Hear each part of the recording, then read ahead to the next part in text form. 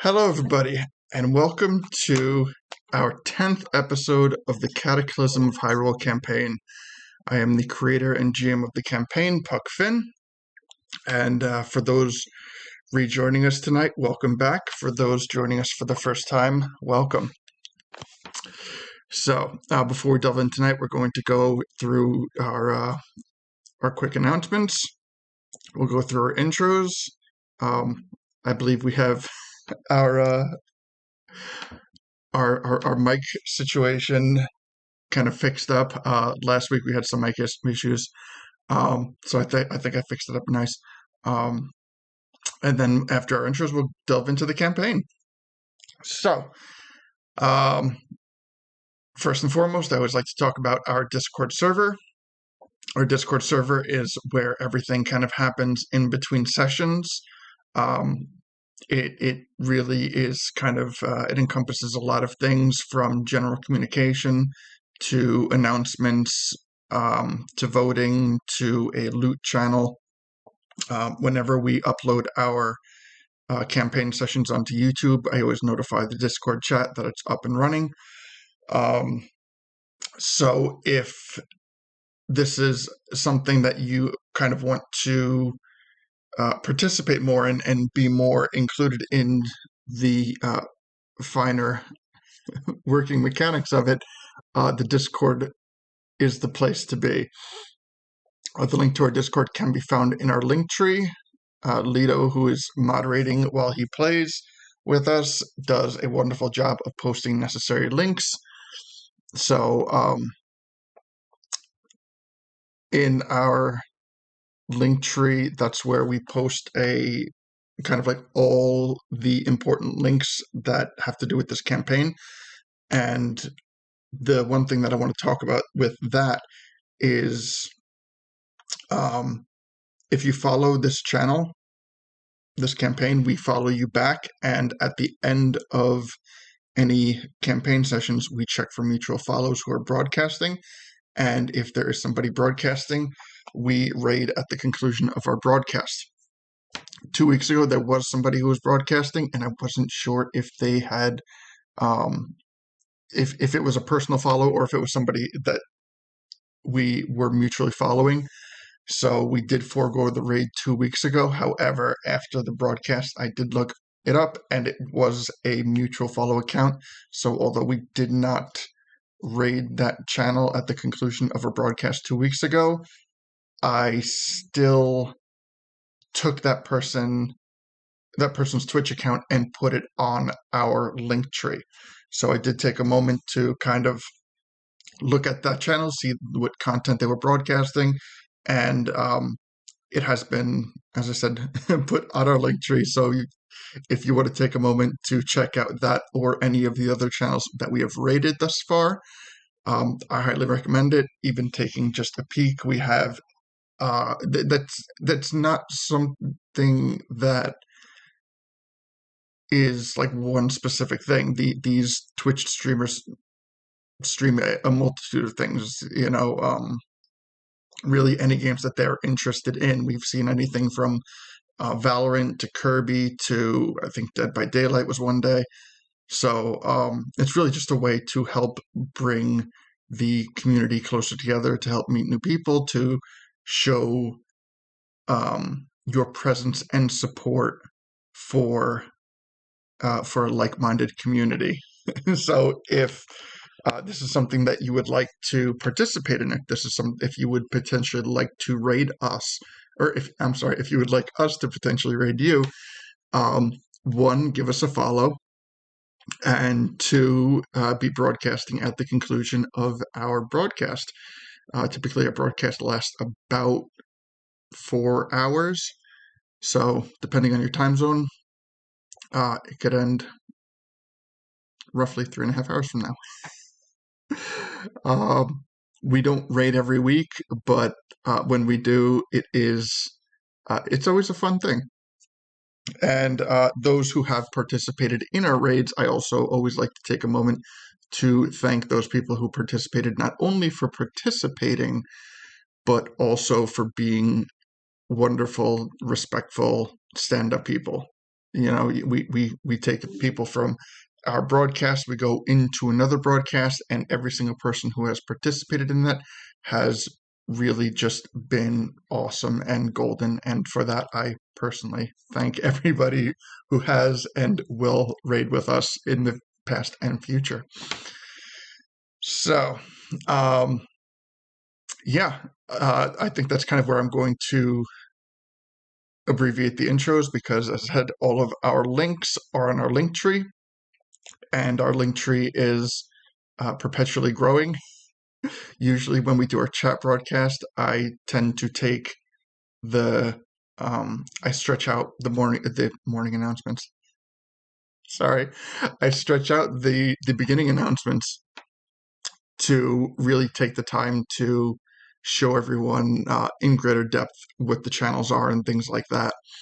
So if you haven't checked out our chat broadcasts, I highly recommend that as well because it really gives us a chance to interact on a more personal level with the viewers. And we have a pretty set format, but it's also very open. What we do is generally we start off by going through the announcements, then we take a moment to go over recaps as to what happened the week prior. And after that, we open it up to an open forum where people can feel free to post questions, concerns, curiosities about anything. It can be about functionality, it can be about rules questions, it can be about the campaign, it can be about how to play a certain class of character, or really anything else. So yeah, and then after that we once the open forum starts, one of the things that we have been doing is we have also been talking about our new gaming system. So that is a very large rabbit hole to go down, and on these game broadcasts, I intentionally neglect to really delve into it because once I start going, I will lose track of time and I won't stop. So I don't want that to happen here. But one thing that I will suggest is one thing that I'm going. Sorry, that's my cat. That I'm going to talk about because this video just got posted yesterday. Was I keep talking about this YouTube channel that I subscribe to called Don't Stop Thinking, because they are creating their own gaming system called Cloud Atlas. And either yesterday or the day before, they just released a video about the battle mechanics, and they demoed the battle mechanics. And I have to say, I really like the direction that they're going in those battle mechanics. So from my point of view, it does seem to be geared towards a more seasoned and versed player. And if you can however you want to take it. But I definitely recommend checking out the YouTube channel Don't Stop Thinking and take a moment to look at his videos for Cloud Atlas. So that's where I'll stop that. And so what I'm going to do now is I'm going to take it over to our player base. We're going to do some intros, and then we'll do kind of a quick recap where we're going to pick off, and we'll delve into the campaign.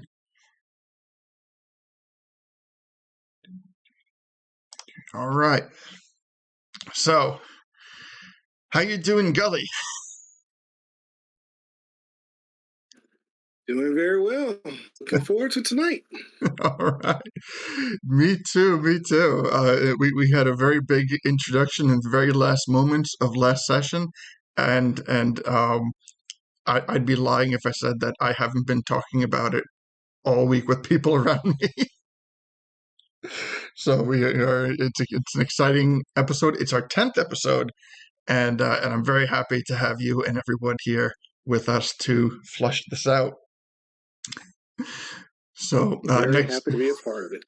Thank you. And next we have Deacon. How you doing, Deacon? Me doing well. Very excited for tonight as well. Looking forward to seeing what New Link has to say about everything that happened.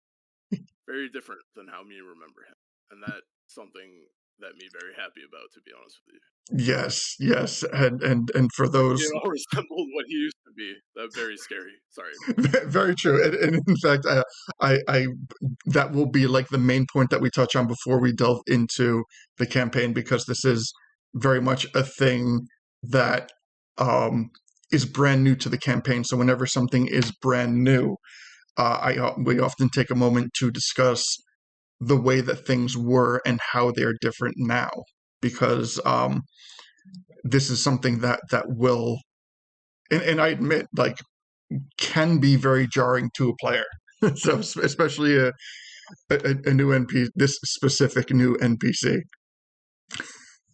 So we will take a moment to flush that out before we delve in tonight.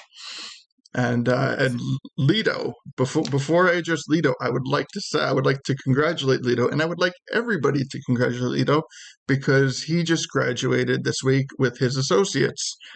So very proud of Lido.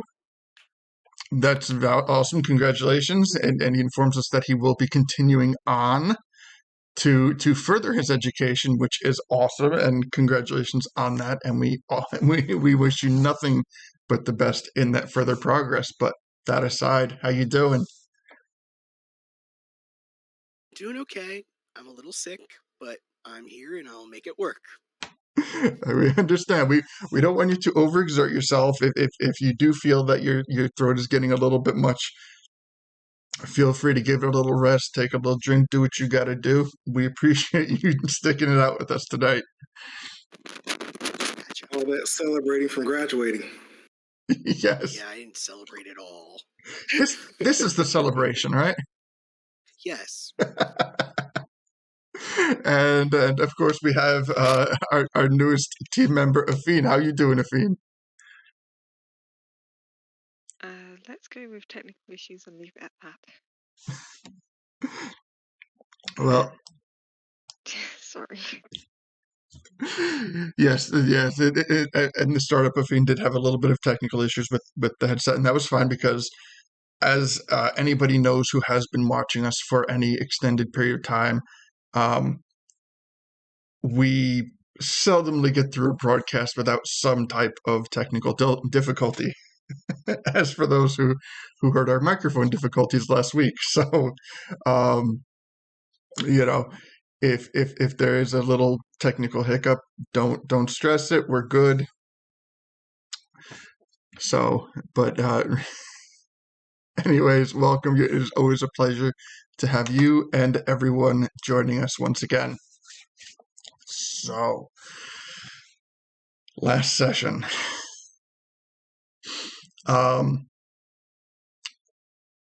In last week's session, I took time to go over the entirety of the session in greater detail than I normally do because of the technical microphone difficulties. So I'm going to a little bit abbreviate the recap for that reason. But in the very closing moments of the last session, our party had made their way into Zelda's throne room.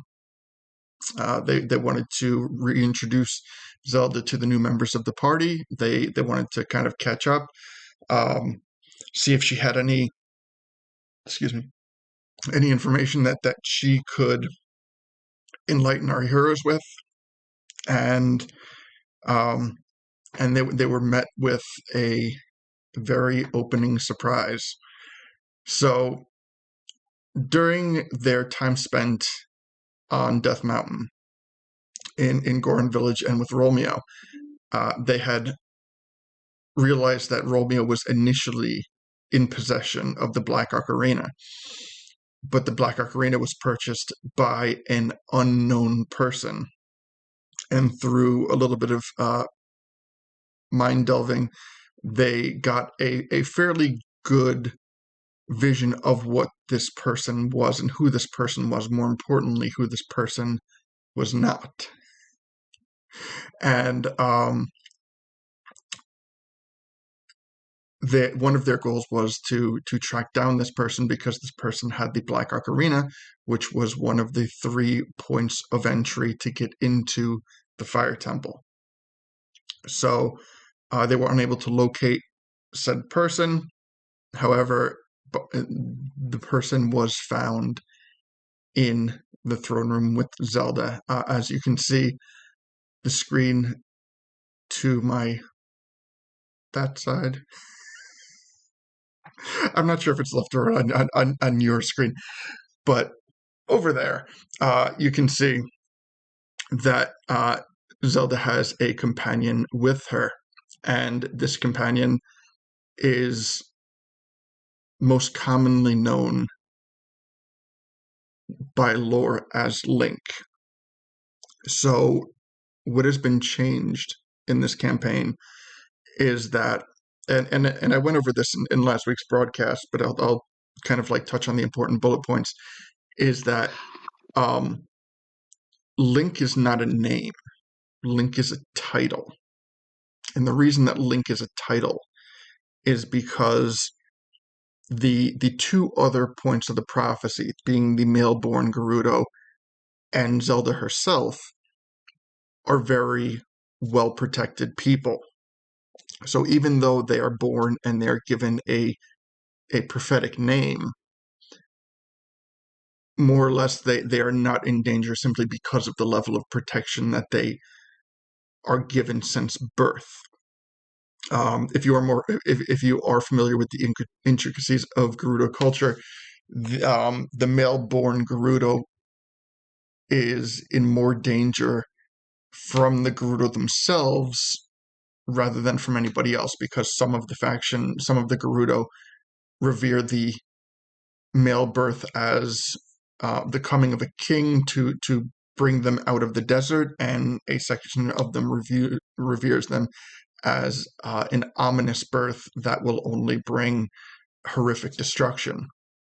And well, we know how that usually pans out.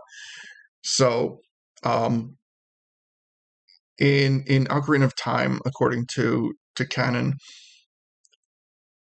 Link's mother brought him to Kakariko Village in the wake of the Hyrulean Civil War.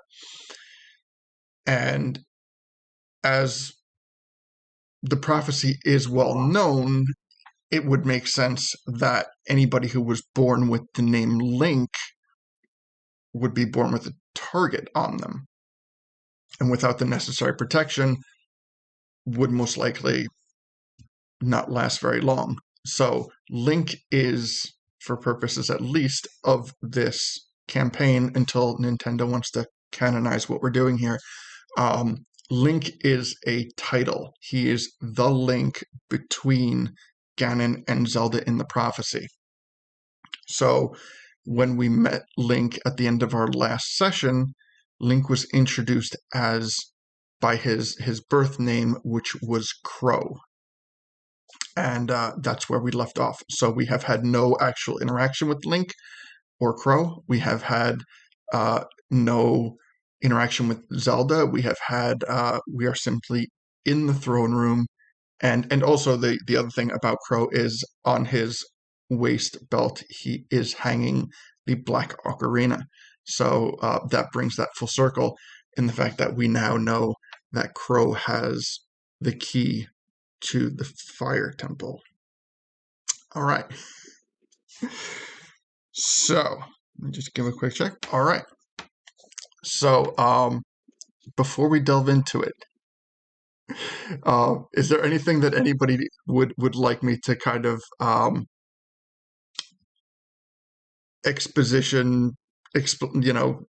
delve into a little bit further before we open up?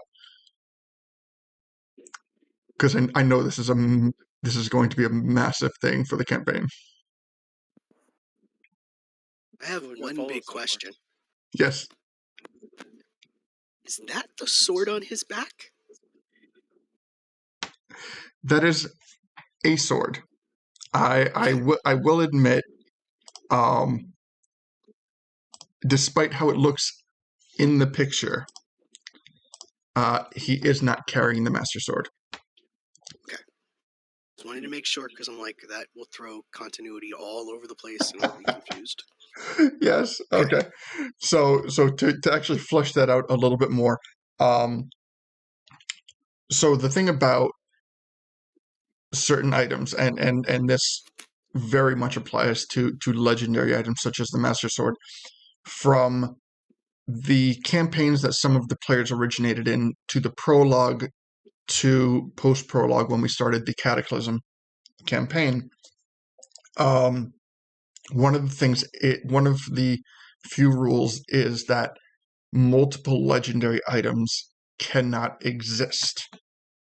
I used when I talked about this last week, I used the Goddess Gauntlets as an example.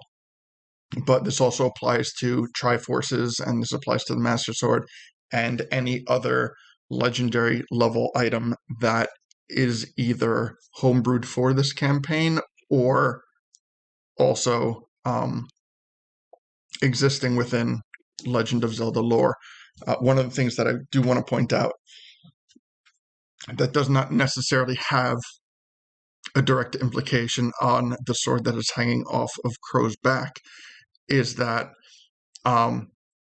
there are other swords in Legend of Zelda lore. There are other, like one of the ones that, or two of the ones that I'd like to point out is the White Sword. The White Sword is a sword from the original Legend of Zelda NES game, and the other one that I'd like to point out is the Pickery Sword. So there are. I will be open about the fact that there are multiple legendary level based swords, but there is only one Master Sword, as there is only one other of any legendary item. Is the magic sword a thing? The magic? Yeah, like from Zelda 1. That's the White Sword. But the white sword and then it went to the magic sword because you had to have a certain number of heart pieces for that one. Oh, I have to lore dive a little bit for that. Okay. But I do have a whole separate section of magical swords that I don't want to bring up right now because it might show on the screen. I've been really good with technical difficulty so far this session. I don't want to risk it, but there are, and I will also swords for Gully to go after. Yeah. And another sword that I have mentioned, that I specifically mentioned either or in the beginning of the campaign, was, and it is classified as a magical legendary sword, is the wooden sword. So a lot of people will remember that the wooden sword is the first sword that you ever got in the first Legend of Zelda NES game. That too is grouped in with that classification of swords. And I'm sure that many people, but specifically Leto has it in the back of his head that he wants to obtain this wooden sword because why? It's very important. Yes. It's the only way to stop Bestial Ganon. Yep, it is the only way to destroy the ring that Bestial Ganon is kept inside. So, yeah. We luckily have not had any run-ins with the magical ring that is holding Bestial Ganon so far in this campaign, but that does not mean it is not somewhere, and that does not mean that it will not come about. It simply means we have not come across it yet. Okay. And Gully, I'm sorry, did you have a question?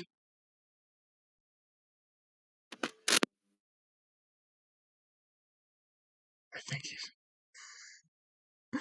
Did you have a question, Gully?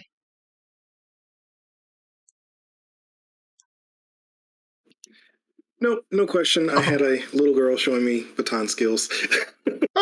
Adorable. Adorable. All right. So let's delve into it. So you come into the throne room of Hyrule Castle, and Kato and Impa are notably absent from the throne room. But a shadowy figure comes out from behind a pillar, and you immediately recognize his face from the vision of that who had purchased the Black Ocarina. And as you now take a moment to spend a little bit more time analyzing his appearance, Zelda introduces him as an unfamiliar name and says to your party, "This, I would like you to meet Crowe." And you see before you this tall, battle-damaged person who is standing in a very stoic manner, but something about his aura and his presence, you are able to connect that this is the prophetic hero that destroyed Ganon all those years ago.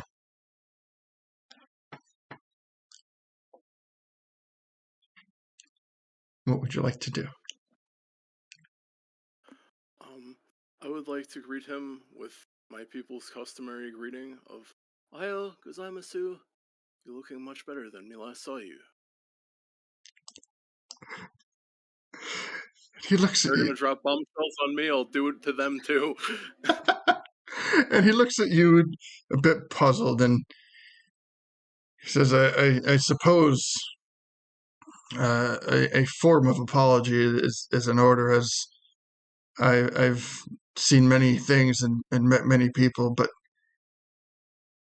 sadly, I do not readily recall any of you. No apology necessary. Trust me, that for the best. All that matters is that you well this time that we see you, and be glad for that. It very much my honor to meet you, Crowe. Thank you. Gully kind of goes down to one knee and kind of bows to him and puts a fist across chest and says, "It's an honor to meet you. The legends. I'm at a loss for words. It's an absolute honor to meet you. Wow." And he nods and bows his head, and he says, "No doubt. I appreciate the welcome and the sign of respect." And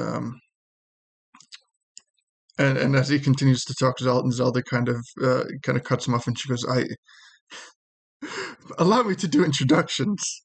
She says, "Crowe, this kneeling before you is Gully, and the young sprout that you have also been accustomed to meeting just now is Deacon, and we have Lido, and we have Efine." And he kind do of a quick bow and go, "You're welcome." Effine is going to look extremely confused. So Crowe as well. The whole time he has his brow is a bit furrowed, and he says, "I it's good to meet you. I've heard of your exploits, and no doubt your band is the one who have we're now destined to take up the new prophecy." And There's a new one? yes, and Zelda introduced Ganon's resurrection. Oh. What with I guess that is kind of. I guess that's new. Yeah, she says, I hope you didn't forget. It's been 15 years, so time travels, So how are you? Last time I saw you were a little kid. Yes, I was younger, and time has been a funny thing. But the world has continued to move on since we've last met, and yes, that's just to reiterate. Ganon's resurrection is still a very real threat. Yeah, me do understand that. To be honest, that one of the reasons we returned back here. Thought we were supposed to go through the temples to cleanse them and such, to help stop that. But then, and I kind of gesture with my head over at the Black Ocarina. Then we were lightly suggested we not do that. So we are maybe not lacking in desire to help, but only in idea of how we do so at this point. Me sure if you've already met Ifine, who we not have opportunity to introduce you to, so you must have some very adept eyes to have known she is accompanying us already. Many compliments for that. But as well, we encountered a message from Tharunia saying, find the Black Ocarina, destroy the Black Ocarina, keep the temple sealed. And to that, Miss Queen Zelda, very confusing. Hopefully, we came to you because he smiles. In wisdom is, of course, your strong suit, and it is something we dearly need right now. So, we implore you for help on this one once again. Well, to satisfy any confusion, as it would appear, certain things have been forgotten over time. I am the reincarnation and embodiment of Hylia. I and she takes a quick look to just kind of take a very quick glance around the room and then continues back to you and says, well, there's things that are known to me that are not known to many people. I'm aware of the cataclysm. I'm aware of what has happened, and I'm aware of that each and every one of you are not from here because, in a manner of speaking, none of us are from here. I put my hands up, lower my head slightly, say, just trying to be complimentary. I understand. I was sincere. Your wisdom far in advance of ours. And I'm sure on your travels you will continue to meet kind friends and traveling partners, and you will make bonds and you will break bonds, and as long as the goddess's will is carried out in the end, I trust your judgment on other matters. Of course. Uh, So sorry, I didn't mean to cut you off. So, your will. Or, yes. And, you're Hylia, Queen Hylia It says Zelda, Queen of Hyrule, Hylia. I'm confused. What do we call you? Well, I believe that through time and space, we have been through enough that you can refer to me as Zelda. But if you would feel more comfortable with something a little bit more formal, Your Highness is equally acceptable. How about Zeldia? Zelda and Hylia. Zeldia. Leto, how about Your Highness? And we just leave it at that. Yes, Your Highness. Yes. Okay. Maybe refrain from Zeldia. Okay. But if it would make you comfortable to use that terminology in your private travels, I would not object to it. Wait, are we allowed to tell people you're, Hylia, or do we not tell people? It's not a secret. We should probably not worry. That'll confuse people. No, Yeah. it's not a secret. Oh, okay. Yeah, you know Like, what? Some people are comfortable in the way that they simply view the world, and some people would have trouble fathoming. I am not Hylia in her entirety, and that might get a little bit um, difficult to have to explain to people just over and over again. So simply Zelda, the Queen, Your Highness, all things along those lines are perfectly acceptable when talking to people outside of this room. okay, question then. Last time I talked to you, you kind of went, ah, and then disappeared. What happened? And her face kind of drops a bit. And she says, I have the faintest recollection of that which you're speaking of.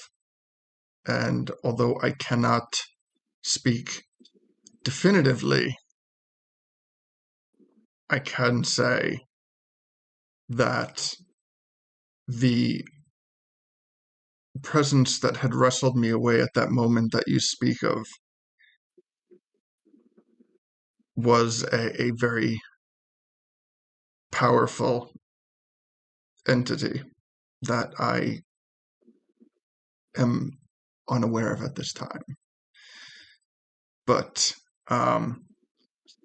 throughout many things, that there are many evils. Ganondorf is not the only evil presence in existence, as I'm sure you have met through your travels, and some are more powerful than others. And for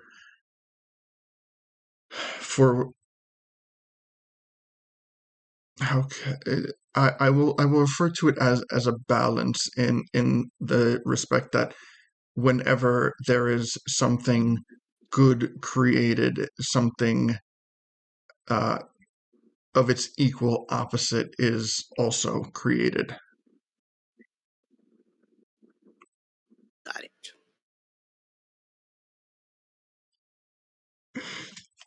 But I have not had any run-ins with such a force over the past few years In this world. in this world. Okay. Just making sure. So, next question. Your Highness. No, good. Go ahead. No. I was just going to say, Your Highness, forgive me. I know it's a little out of place with time here and prophecies and things like that, but this prophecy, does it say how we prevent Ganon from returning? Or is that what the sages we were going to get from the sages? I don't know. I'm sorry. It's just, I've got just a mental block. I don't know what's what anymore.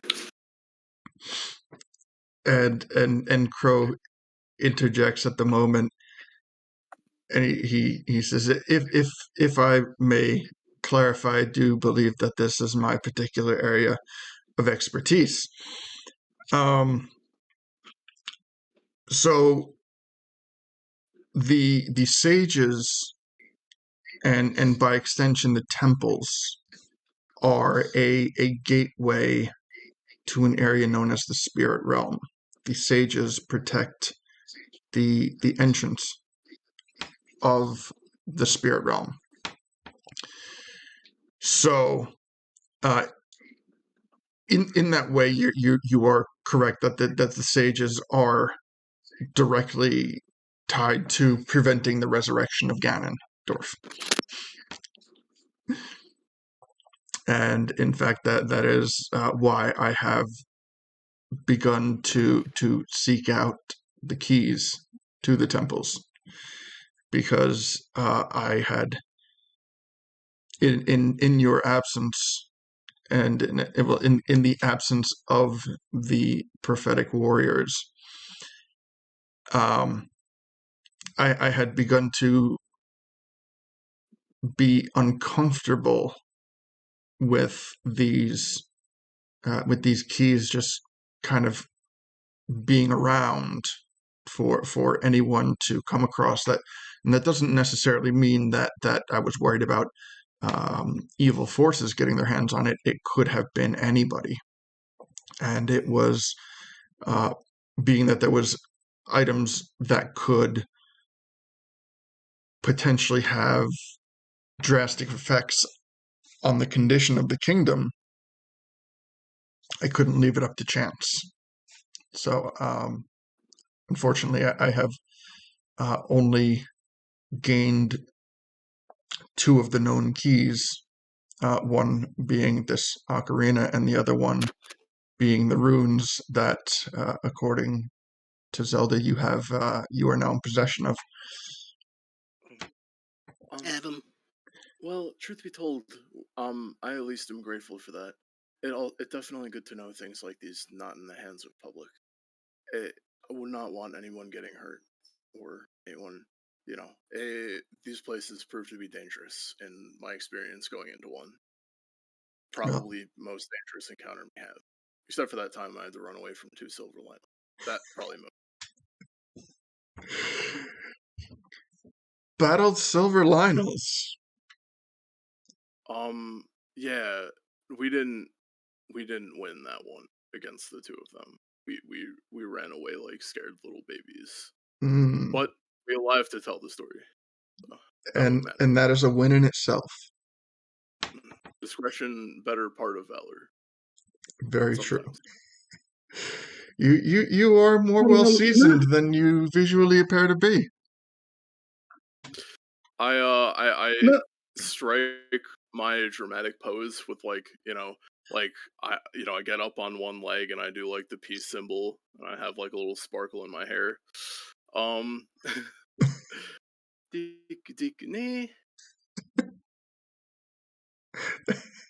His brow furrows a little bit.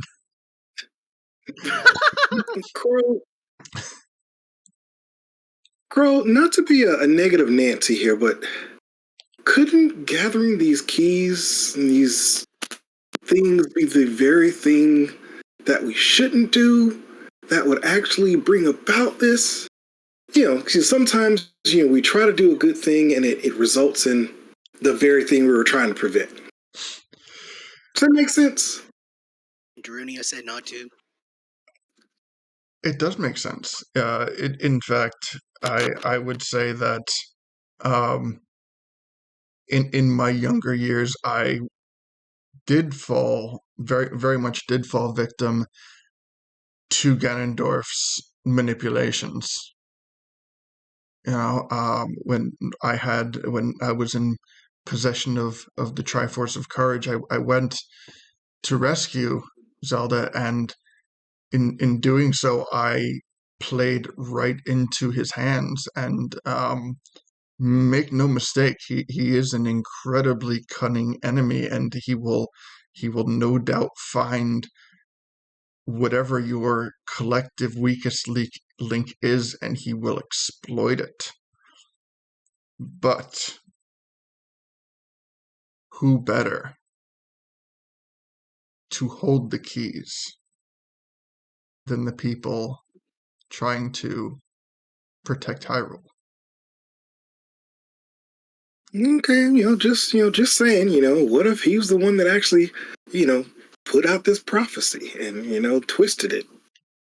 I don't know. I'm just so many doubts. You know what? I let me just step back and be quiet. I know Leto has, some other questions and things that he wants to ask. Let me stop. I'll be quiet. Well, I understand what you're saying, and your perception is acutely accurate.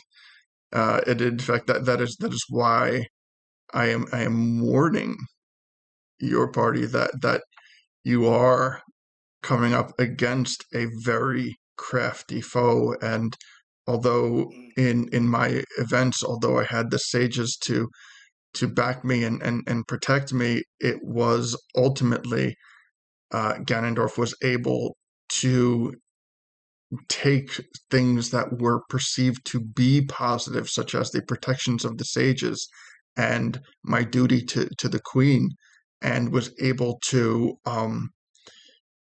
twist it in a way that only he's able to. So your curiosity and your apprehension is not only valid, but it is quite potentially your most important tool on this adventure.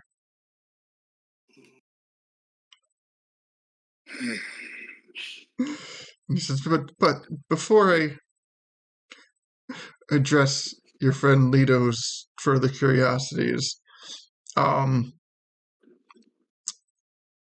your fourth party member has been looking at me in an unfamiliar way. So I must ask you three first. Do you vouch for this party member? Do you trust her with your lives?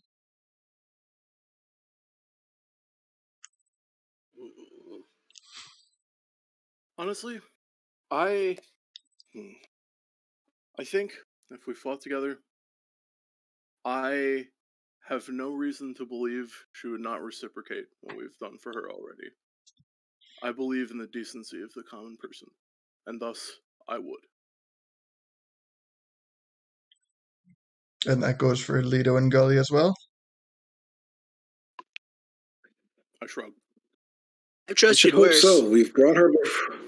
I should hope so. We've brought her before the queen, and it would be quite unfortunate if something untold would happen at this moment, or in the presence of her, or if this was taken in any other way than it should be. So, yeah, trusting that trust is good. Yeah.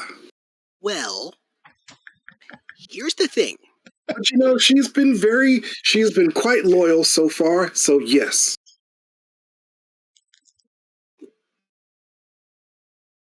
You, Ilea, have a reason to bring us all together. And she showed up, and logically that makes her, part of the group, and that means we should trust her. Otherwise, we wouldn't be trusting you, and then we'd have to not be trusting you, and then we'd have to trust, like, Ganon, and that would be bad. So I trust her because I trust you. Although, I mean, there's just one little questionable thing about the world that she comes from. So, yeah. Well, perhaps that's why I'm getting the looks that I'm getting. So, as he turns to Afine, he says, Afine, is it?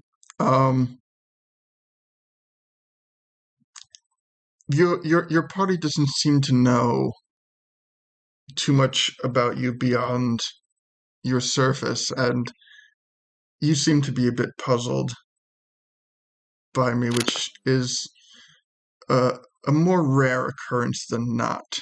Can you tell us a little bit why?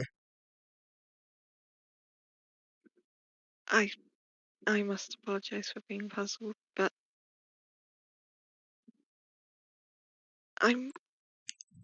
given what I've heard, I'm honestly surprised they did bring me in here, seeing as what I told them not 2 hours ago.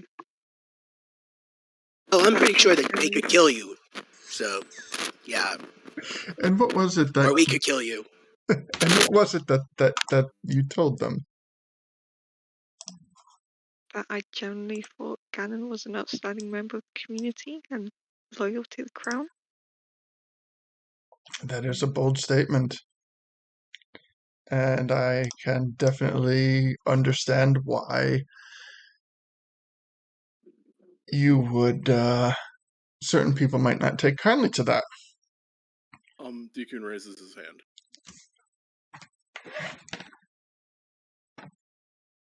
That's it. Sorry. Deacon has hands.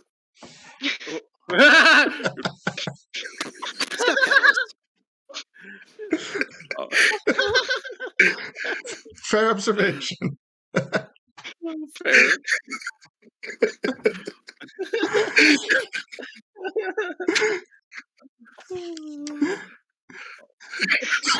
Sorry. It's all good, man. Nice. But yeah. But yeah, he waits to see if Crowe acknowledges him before he goes on to speak with him. Crowe does acknowledge. And as he turns to the deacon, he like gestures for him to put his to lower his hand. And he says, "There's no need for such formalities right now." Deacon nods, says thank you. He chimes in with, "Is it not that same naivete and yet forthcomingness that speaks to her virtue as a desire to be a good, upstanding person? For it is something that were she truly operating under false pretenses or any idea to act against us, she could have very easily held that bit of information, but she's been forthcoming and honest, and thus we have little reason to doubt her, I would say. Does that make sense?" That is true. In fact, as we know about from what we know of the events of the Cataclysm, there have been many differences in many timelines that have come together. So, in fact, it's even a personal curiosity of me that I will not seek to for my own personal elaboration, but for the party, I will say that if a fiend has come from a timeline where Ganon didn't betray the royal family and where Ganon was in fact a protector, it is new information as to the potential for various things. Why was Ganondorf that way? What happened or didn't happen that might have led him to be that way? And although your traveling companion, a fiend, might not know the answer to these questions, I would recommend that simply seeing as she has such a different recollection from the rest of the group, that it might be a good idea to understand why these differences happened, and so that might come in to be beneficial when and if this resurrection happens. You're absolutely right, Mr. Crowe. And to be honest, that is just one more reason that me glad that Athena is traveling with us. She's going to no doubt be a source of wisdom and good information in our travels, and that's very valuable to all of us, I believe. Agreed. So, Afine, may I ask, did I exist in your timeline? And if I did, what was I like.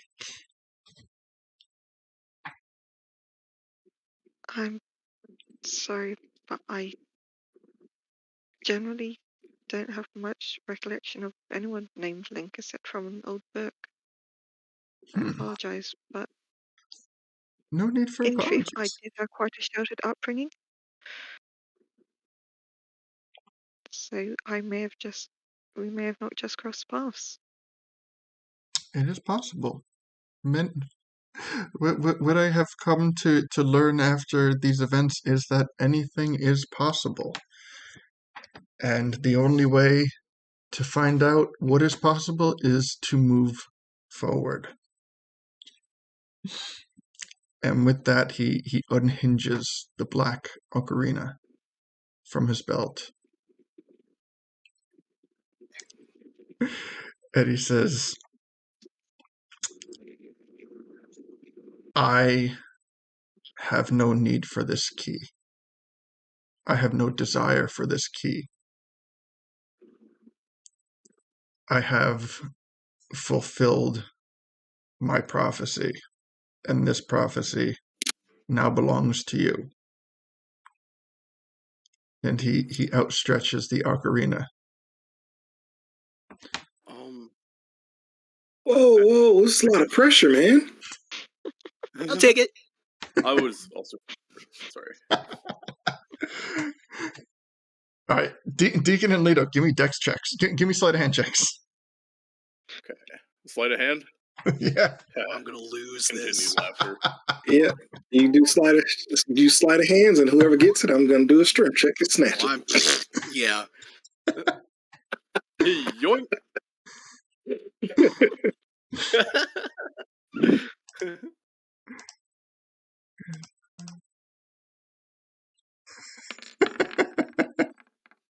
I'm just gonna let them fight over it. All right, so Deacon snatches it. I blow on it as if I am blowing off dust, and I look at it. So not to play on it, but more to clean it. Correct. Okay. So there is a little bit of kind of like mountain dust on it, ever so slightly, and so as you're like blowing on it, Gully, you said you want to try and snatch it. Yep. You want Okay. just a straight strength or athletics, or what you want to do? So here's what we're gonna do. I'm going to have Gully make a athletics check, and I'm going to have Deacon make an athletics check as well, but they're going to be two different functions. So Gully's is going to be to grab the ocarina, and Deacon's is going to be to hold onto it as he lifts it up. Okay. So whatever Gully's strength check is, Deacon has to have roll at least half of that. Nice. Okay. So Deacon's not like wrestling it away; he's just holding on to it. So Okay. first one is cool. Gully with an athletics. Yep, and I'm gonna throw an extra D4 on it also. All right, you got it. Oh my god! Oh my god! We both get natural 20s. That's amazing. That is awesome. Okay. I'm imagining Gully just waking up and Deacon just still holding on. That's exactly what happened. So Gully grabs it with one hand, and he kind of like starts to pull it away from Deacon and lifts it up to like shoulder length for himself. And as he's holding it, we have Deacon just sitting there with its like feet dangling in the air as he's just holding onto the ocarina. Exactly. Oh, Deacon, come on, man, let go. Oh, I realize that I'm like hovering in the air like above the usual, and I like let go and just like fall backwards. Okay. Don't you see this matches the color of my outfit? Ooh, true. Yeah, that will look good as nice little ornament. at this point, Leto, Oh, sorry. Don't mind us. Sorry. Leto, you notice that Crow kind of gives a side eye and an ever so subtle sigh towards Zelda, as if to say, like, be like, No, this is the new prophecy. just so that we know, Crow. You could have just given us like the big bag of silver, rupees, and we could have gotten probably for cheaper, just in case next time. This is, listen, I was not even sure that you guys were here. I was not even sure who you were. It wasn't until you came into this throne room that I recognized who and what you were. So wait, you don't know about Cetos? That is poor planning on my part. I need to tell everybody else. I need a wider campaign. Tell people about Cetos across the world. Mm-mm. Man, that's true. That's true. And I suppose that is you're right, but It's from really a great place. from my personal standpoint, um, understand that I don't leave the castle much, unless it is of the utmost importance. Um, things have taken a drastic turn for me after my battle with Ganondorf, and well, since this is now falling on your shoulders, I suppose that I would not be doing you right if I did not relay this bit of information. And Nope, nope. Connect the dots. La la la la. I don't want to hear about my legendary savior being broken and beaten. La la la la. Walking away. Can't hear this. says very well. Just try not to have too many expectations. The more that you come to expect, the more there is a potential to be let down. And I can see on many of your faces that you have already suffered loss, and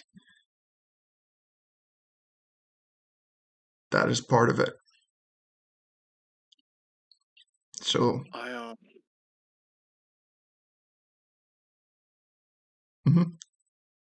I wanted to let him finish. Oh, I didn't okay. want to interrupt him. So just understand that fulfilling a prophecy and being a prophetic being is not all parades and songs and praise. They could Um, be. um, I chime in with Sir Crow. I know you've had a hard life from all this. I know that sometimes it's hard when you look at people and they don't know what you've been through. But me can assure you that when we look at you and when you look at us, we hope you will learn that we understand some of the loss that you've gone through. And we can share it. If nothing else, we know that each of us have felt a very similar sort of. For you, it may have been your friends, the sages. For me, it was my friends, the alchemists. And in turn, there are things we can't undo. But what we have to remember at the end of the day is not that we are celebrated, not that we expect the world to change for us, but to just know that we changed the world and that we made it a better place. That's what really matters at the end of the day. Not that the world makes us happy, but that we made the world happy. And at this point, that's all that I need to know. I hope someday you can come to terms with that as well, Sir Crowe.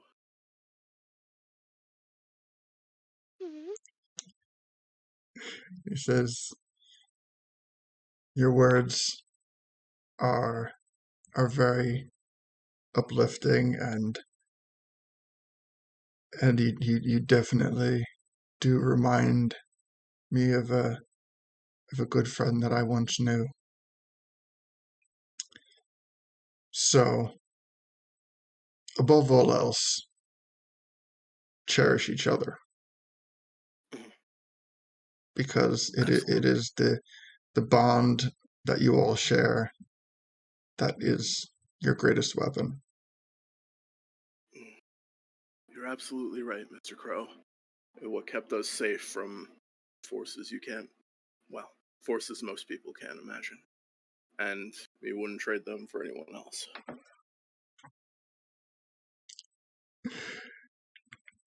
And he says, you had mentioned that you had spoken to my old friend Darunia, and he had a warning. Yes.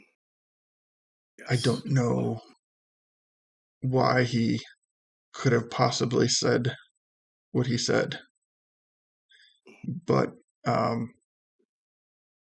if it was in fact him, and not some trick, he was one of my most trusted friends. And Question. yes. Do you want to see? What do you mean?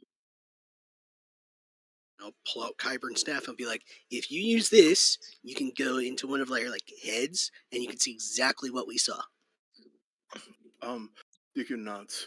I for what it's worth, I also know of Darunia. We spoke at one point, for a little while, and it was a very pleasant memory of mine. I believe I would recognize him, but if you could compare the two memories that I have, and they're very vivid ones, for they were very good times, I would believe that you could get some more information than I could get by myself. Leto has a very good idea. You know what? I'll give it a shot. I make no promises, but hopefully I can enlighten the situation a little bit. Your hero. All right. So, Leto, you have the staff. What do you do? I put it out to him so that way if he wants it. Okay. So you hand it over to him, and wasn't it an attunement thing? Not as far as I know. Okay. Because I haven't attuned to it and I've been using it, so that's why I'm like, if I have. Okay, we'll say nothing. Okay. Okay, so he looks at it a bit, and he kind of recognized, he takes it in his hand and he twirls it for a minute, and he says, "I know this staff." We killed him. No, you didn't. Oh. Wait. I take in a deep breath and just I just say excuse me for 1 minute, and I take out just an empty bottle and I just scream into it like and then I recork the bottle and put it away. And I take it the old owner of that staff wasn't someone you wish to face again? Oh no, he's a bad guy. In my timeline, he killed one of my party members and then all hell broke loose. He killed me too. Not one of my fonder memories. In fact, the death of Leto's and Gully's party mate was the moment of cataclysm, specifically for Leto, um, where that was when everything stopped for him, and he was brought into the prologue.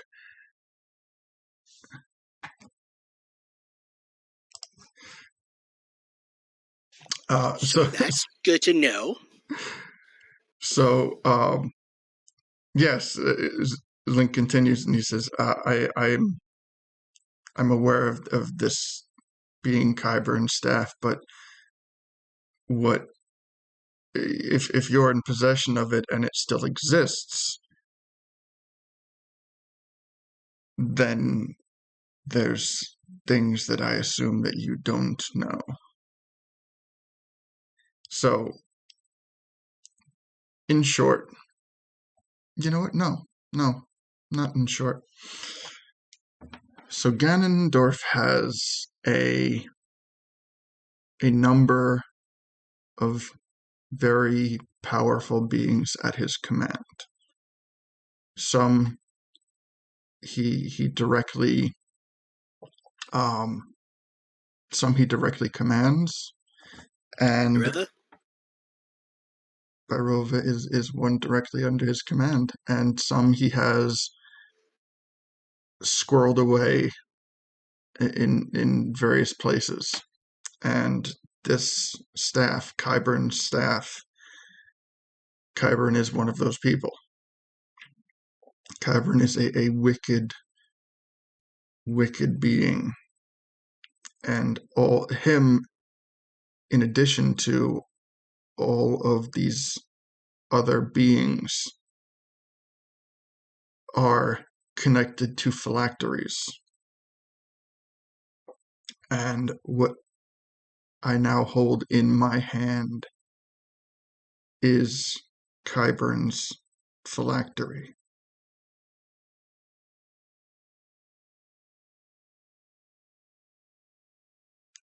So we need to destroy it?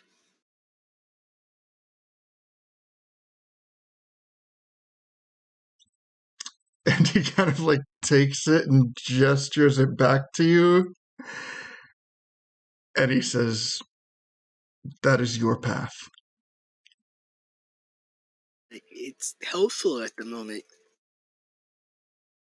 It's a very powerful staff, and it has its very beneficial uses.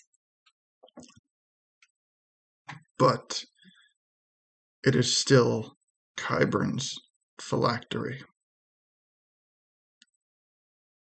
And I'm not sure at what point you came across this staff, but it is He melted. it is fair to say that unless you've came across this recently,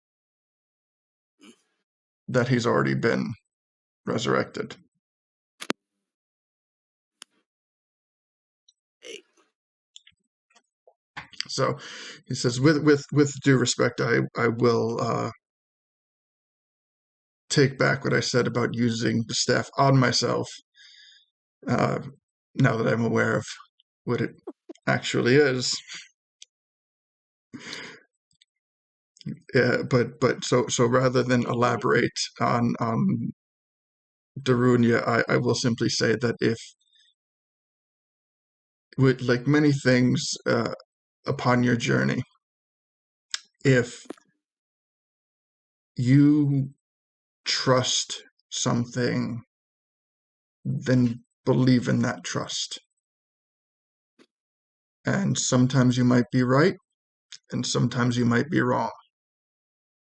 But it is still a decision that you have control over.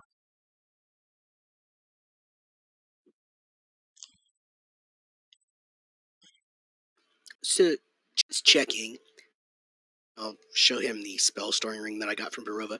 This isn't 1-2, right? No, that is what it appears to be. Okay. So just Okay. be mindful, because these, and he takes a pause and makes an ever so subtle twist of the head towards Gully, and then comes back to it and says, just be cautious, because these phylacteries may not always be what they seem to be, but they are always something connected to the being.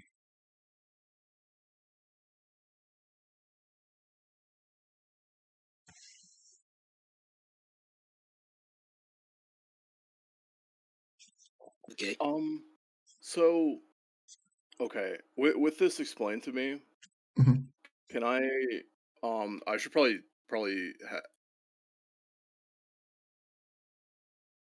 I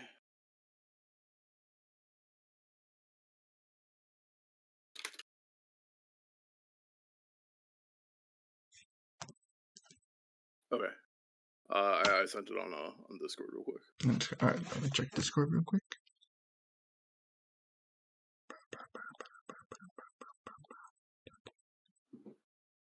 My Discord's on.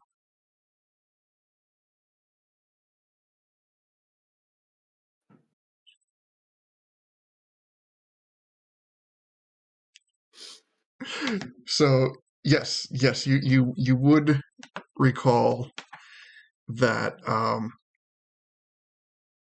in Deacon's original timeline, that the phylacteries then existed, but the phylacteries that existed, and this for Deacon would be a moment of confusion that could lead to clarification, where the phylacteries that existed in Deacon's timeline were literally vials of the enemy's blood.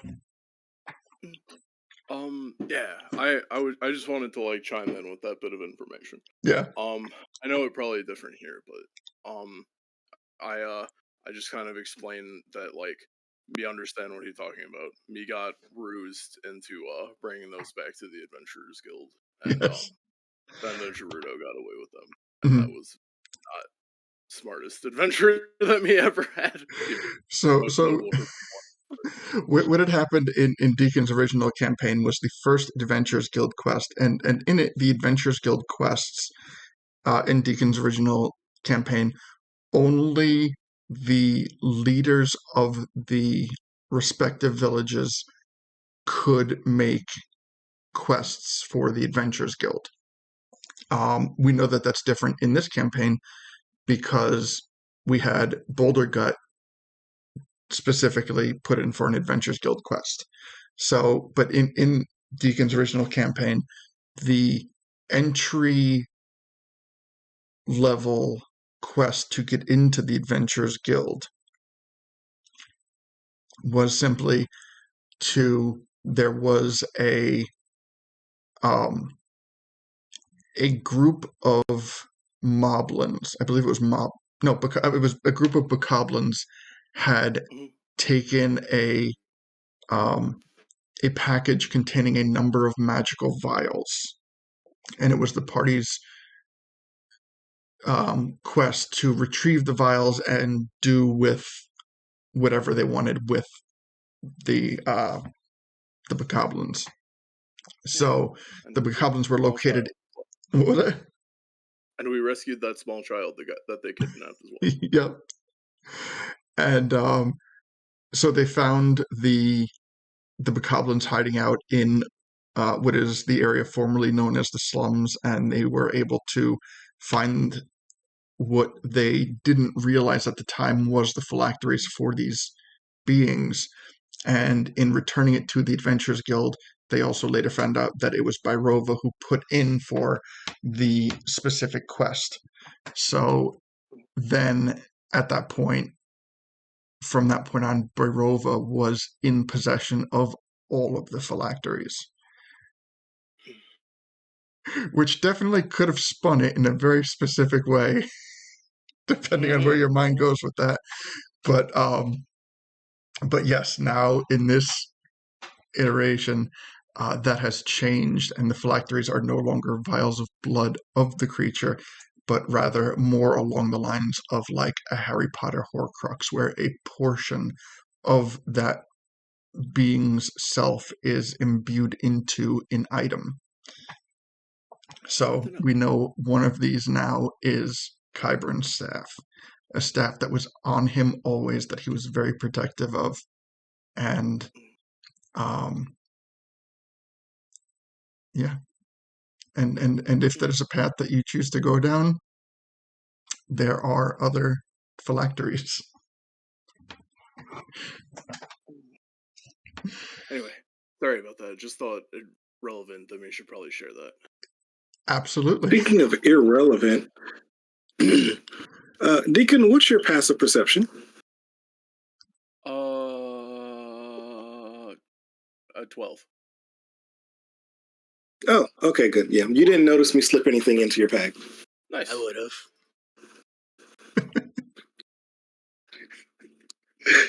But you would have noticed that I slipped the ocarina into his belongings. Oh, Okay. thank you. What's your passive, Afine? I know Lito's is 19. What's yours, Afine? It's 13 currently. All right. So. Yes. So with that 15, only Lito noticed it. Yep. All right. So. So, can I ask my questions now, or do we have more to talk about? I'm done. Ready? Thank you. Here we go. Rapid fire. Okay, you want rapid fire? No. I can do rapid fire. No, Okay, I don't have the mental capacity right now for rapid fire. Okay, then I'll just do the easy ones, and I'll do them one at a time. Okay. So, Queen, Crowe. So the Gerudo bad still, or are they on good terms? Like we could talk to them and they won't kill us, or we should kill them before they talk to us. My connection to Gerudo intelligence is that the Gerudo have been good.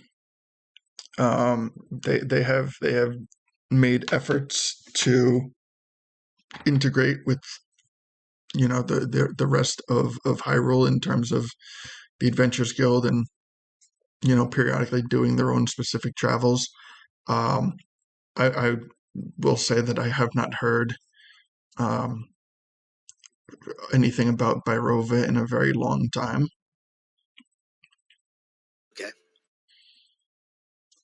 So, next. You know about the chasm that's in like Kakariko?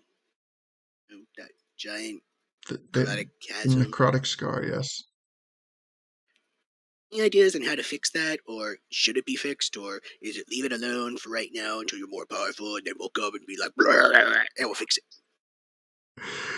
I don't know how to fix it.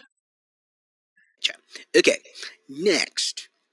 And I will pull out the hilt of the Master Sword that I have. Be like, so, this is from my world. Can it be, like, reforged and put on, like, the current Master Sword? He looks at it, and it's you have the hilt and the blade, but not the tip, correct? Well, no, I have just the hilt. Just the hilt. Okay. And in the temple is the blade and the tip. Okay. So upon taking out the hilt of the sword, Crowe's eyes kind of soften a bit momentarily. He says, an old friend. And he kind of reaches out his hand, and to touch it, and I would say when it gets within between 2 to 4 inches, a little arc of lightning comes out and just like minor shock to his fingertips, but enough to make him recoil. And do that. He looks at that and he goes,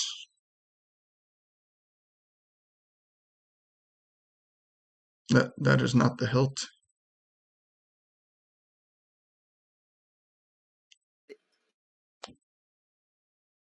He says, that is not the master. That is not the hilt of the master sword. Yes, it is. He says, what can you tell me of it? I found it in my old world before the Cataclysm. That's about it.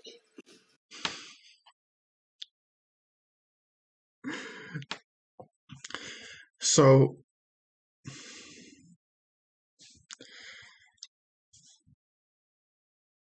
if I have a theory, I have a thought, because there's something, I don't know everything about this convergence, but I do know some things. So ultimately, I fear that you may be being puppeted based on the knowledge that I possess. So the master sword in the temple is no doubt missing its hilt, and before me I see a hilt that appears to be the hilt of the master sword. And according to history, the Yiga have made off with the hilt, and it has not been recovered. And Tried to stop him. It just oh, got 2 pieces. it's okay. I mean, I know that they cannot use it, and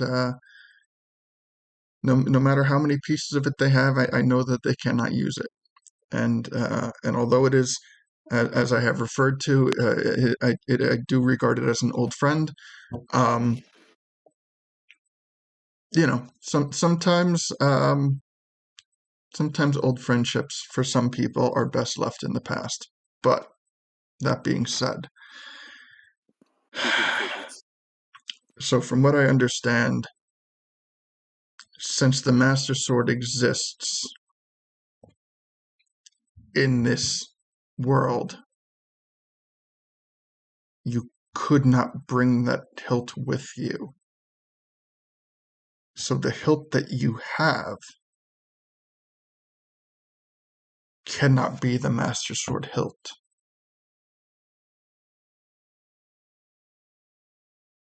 Okay. So it's just a hilt. No, because if so to get to from where you were to where you are, you had to have traveled. And I have no doubt that when you left your world, that you had the hilt that you said. I believe that it was swapped. I believe that you are holding something that somebody else wants you to hold. I don't know why. So, then this is a 2-part question. Mm-hmm. How do I destroy this, and how do I destroy Qyburn's staff? Is it like go up to like Death Mountain, throw them into the fire, and be like, bleh? Or is it like have someone really strong and just be like, and crush them, or blow them up with bombs? Well, let's try something. Okay. Like you try something or me try something? He says, well, hand me the staff. Okay. And he kind of like holds it straight out at like a 90-degree angle, like facing you. So like Okay. the head of the staff is like right in front of you. And he says, smash it with the hilt. Okay. I'm not really that strong, but okay, here goes. All right. In swinging this hilt, although you declare that you lack strength, the effort seems almost non-existent. And the moment that the hilt of the sword, like the moment that the like finger guards hit the head of the staff shatters. It starts off at the top of it, and the jewel at the top of the staff just shatters like sugar glass. And the moment that shatters, the whole staff itself begins to like unwind and unfurl, and then it just falls to the ground.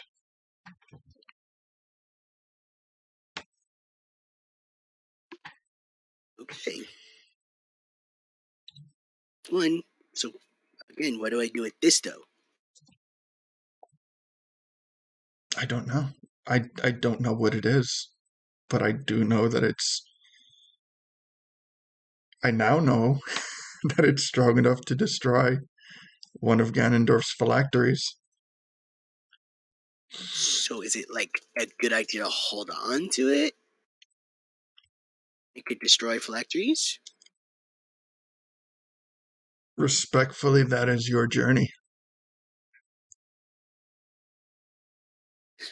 Okay, so it's going back in the bag of holding. Got it. I I Um, I have fulfilled my prophecy, and this is yours. so, next question. Hmm. About the whole prophecy thing. Is it like Ganondorf trying to like rule the world, trying to like take Hylia out, trying to take you out, trying to like, be like, oh, I'm the king of everything and I'm evil, or like, I'm going to make the world perfect in my own image? From my interactions with Ganondorf, I would say that he is the the absolute embodiment of evil. He things seem to follow him wherever he goes. He when I battled him last, he did not seem to have a goal such as to rule. A lot of the Garuda that follow him, that the prophecy is that he will bring them from the desert, and that they will enjoy the lands of Hyrule as everyone else has.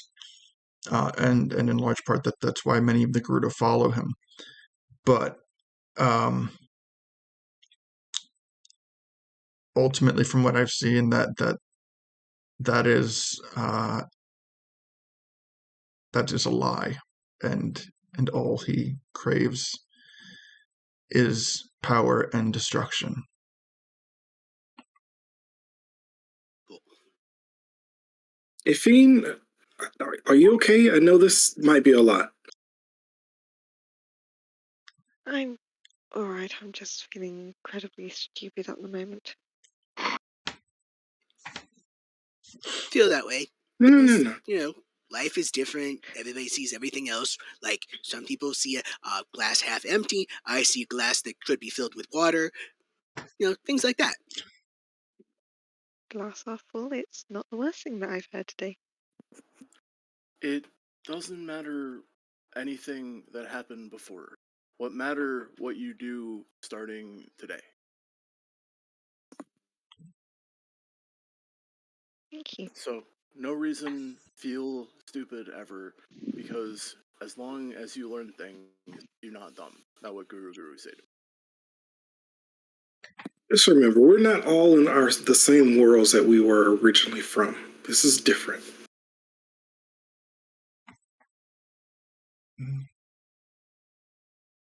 Okay, I got 2 more questions. Right. Well, a question and a request Mm-hmm. about. And well, Ilya, do you know anything about like the bank? Are they really bad guys and we need to take care of them? Or are they like a low level like mafia that we can take care of, like Anthony Pellucci? Wait, is he alive? Anthony Bellucci is still imprisoned down below. Are you sure? Yes, we feed him every day. He screams about vengeance from his cell every day. I'm quite honestly, I'm not sure how his throat can carry on for as long as it has, but yeah, he's down there. Has anybody actually seen him?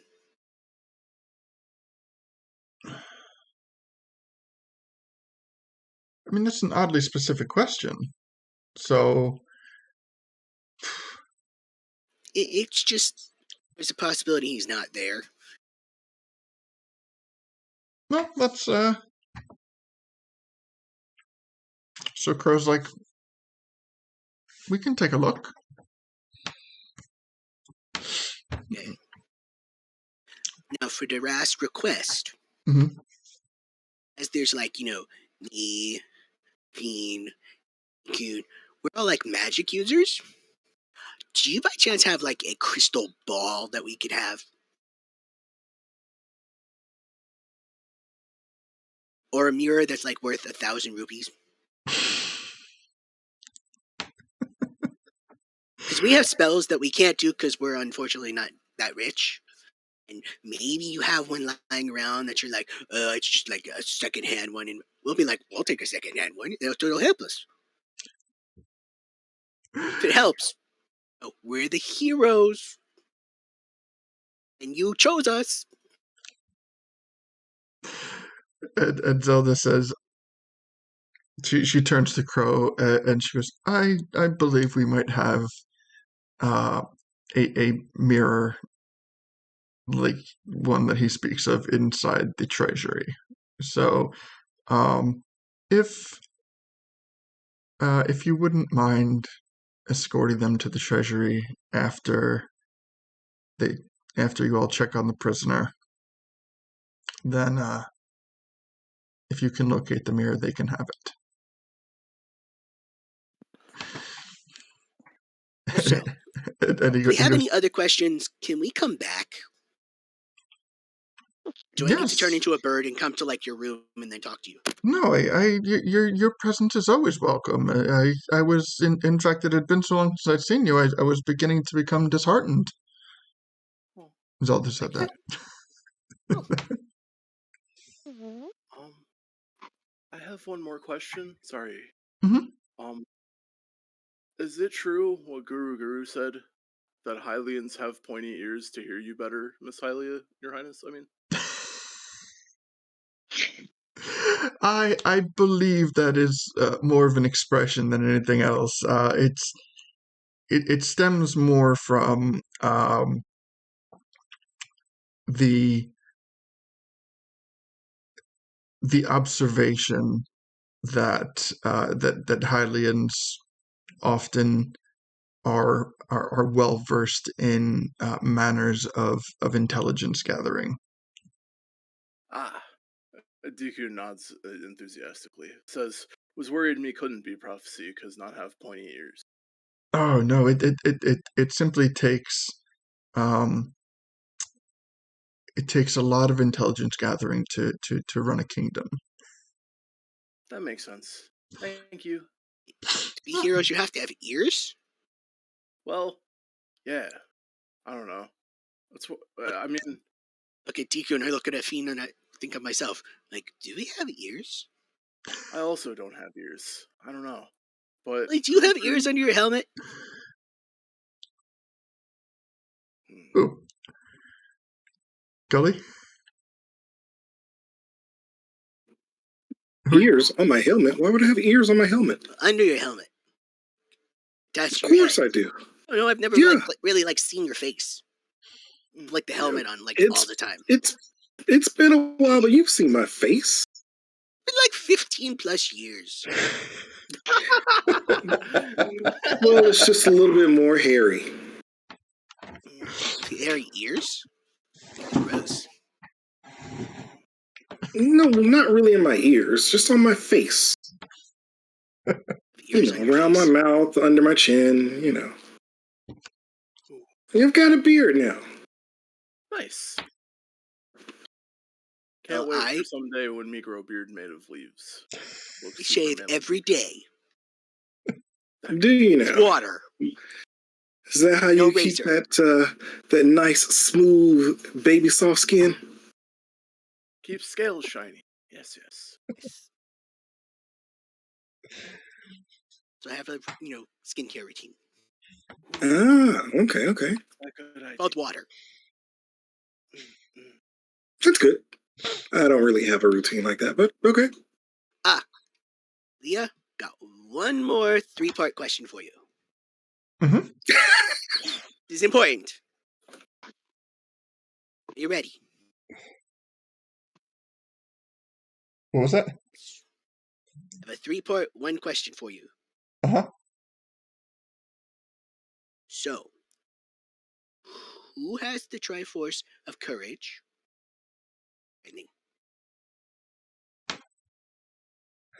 And to see if it stacks up with what I know. Just a good thing to check out. You should have asked this too. Triforce of Courage Or is it? Is in Rito Village. Do Rito actually have it, or the Faka have it? He looks a bit puzzled.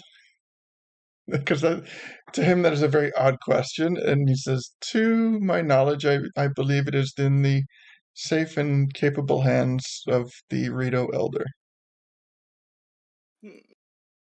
Okay. Wisdom? And in 3 parts? You didn't give part to Reggie in this world, did you? That would not be good. No, the Triforce of, what was it? You said wisdom? The Triforce of Wisdom is safely kept here in the castle. Okay. And I'm guessing the last one is probably with the bad guy.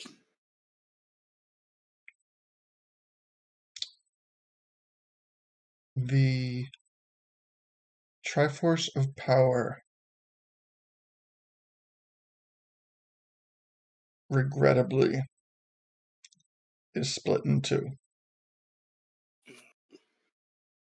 Half of it is in Kakariko Village, but the other half, the whereabouts are currently unknown.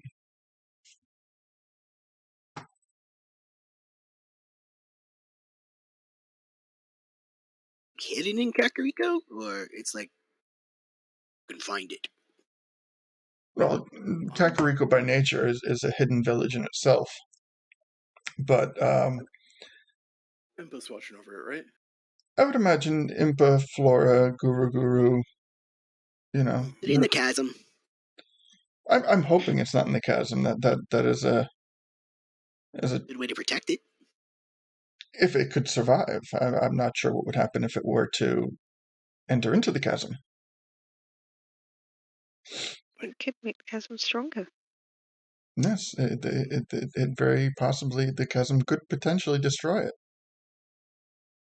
Or I don't even know. or if it goes into the chasm and the chasm doesn't destroy it, then how would anybody get it out? Or I don't even know what would happen if you destroyed that. Break world. You think someone like you would know? I look at her and say, "Whole world go boom!" Right? That how that works. Well, I believe it destroying a Triforce permanently to completion would potentially have catastrophic results. It's one thing to subdivide a Triforce, and even that requires godly intervention. So, You.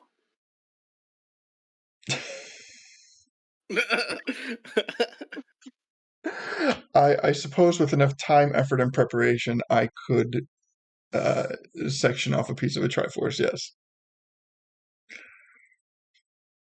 If But it helps, I'm kind of a wisdom one. And Gully would probably be like power. You would probably be like courage. Athene, I don't know what you would like. I'm happy just serving you free. well, All no, right, let's go talk to Anthony. Okay. All right. Thank you for answering your question. stop by any time. It's good to see you, and I'm glad to see that things are going well and that your party is thriving. But hopefully I will see you soon. And Bye, Xylia. you can see just like a flicker of like irritation in her eyes. She just like tries to ignore that. But so Link is like, all right, this way, let's go check out your buddy. Yes, Not our Your buddy. Highness. So Link starts to escort you into the dark recesses of where the prisoners are held in Hyrule Prison. He opens up this creaking door, and you can see that there are torch sconces on the walls, but they are very few and far between, giving only the absolute most minimum of illumination to the hallway that leads down towards the cells.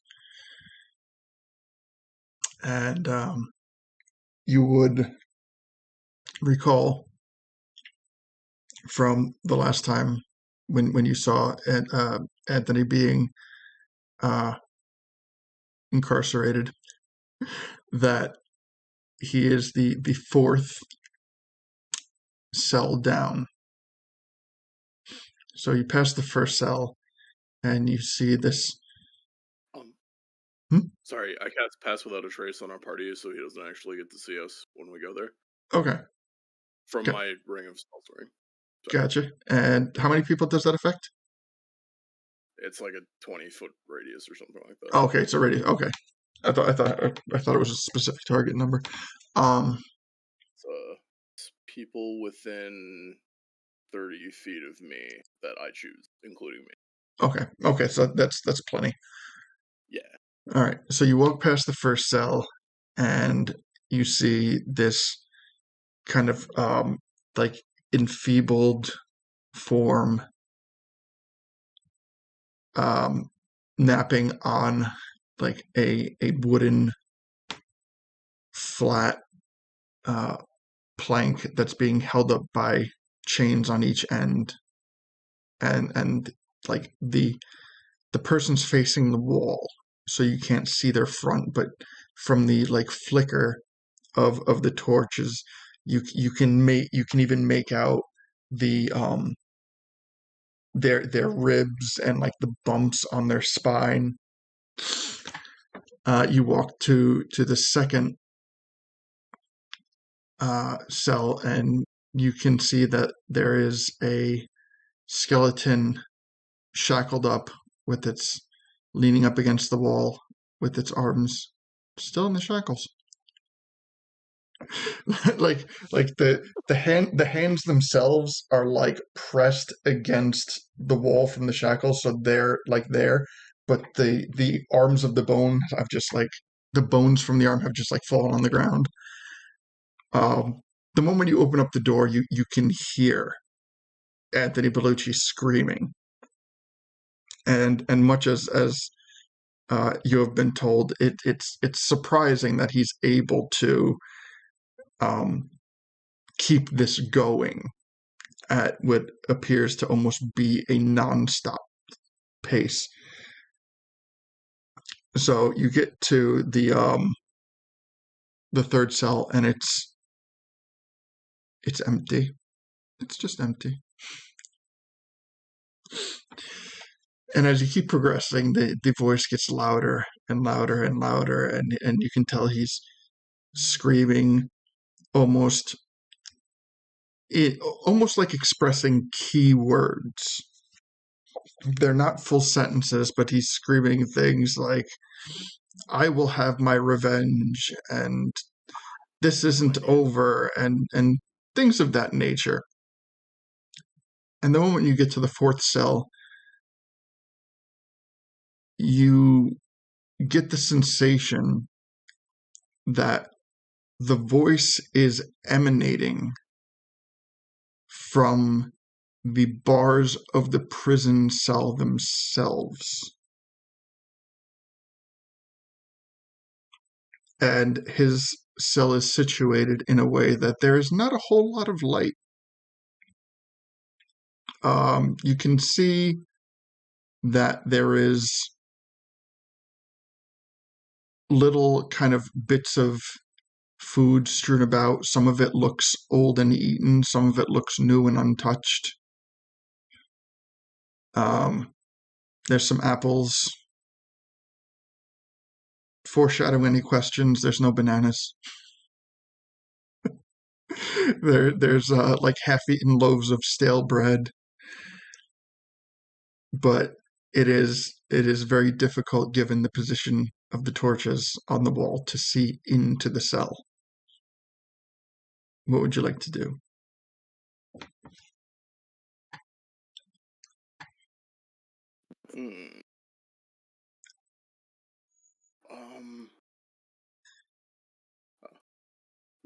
Leto, I Like think you're to muted. yeah, sorry. Don't know what it's called, the plant, but I would like to druidcraft. You've seen Guardian of the Galaxies 1. Okay, Little the Groot light. scene? Yes, Yeah. the little light puffs of plant life. I'd like to blow them into his cage. Okay. So the moment that you, I would say it takes a few minutes, and then when you're able to collect them and just blow them into the cage, in the far corner of the cage, next to the bed, curled up on a just filthy pile of hay, you see this cowering figure in the corner. And the moment the lights hit, he shields his eyes as if he hasn't seen any form of significant light in a very long time, and he lets out a noticeable verbal groan from the discomfort from the light.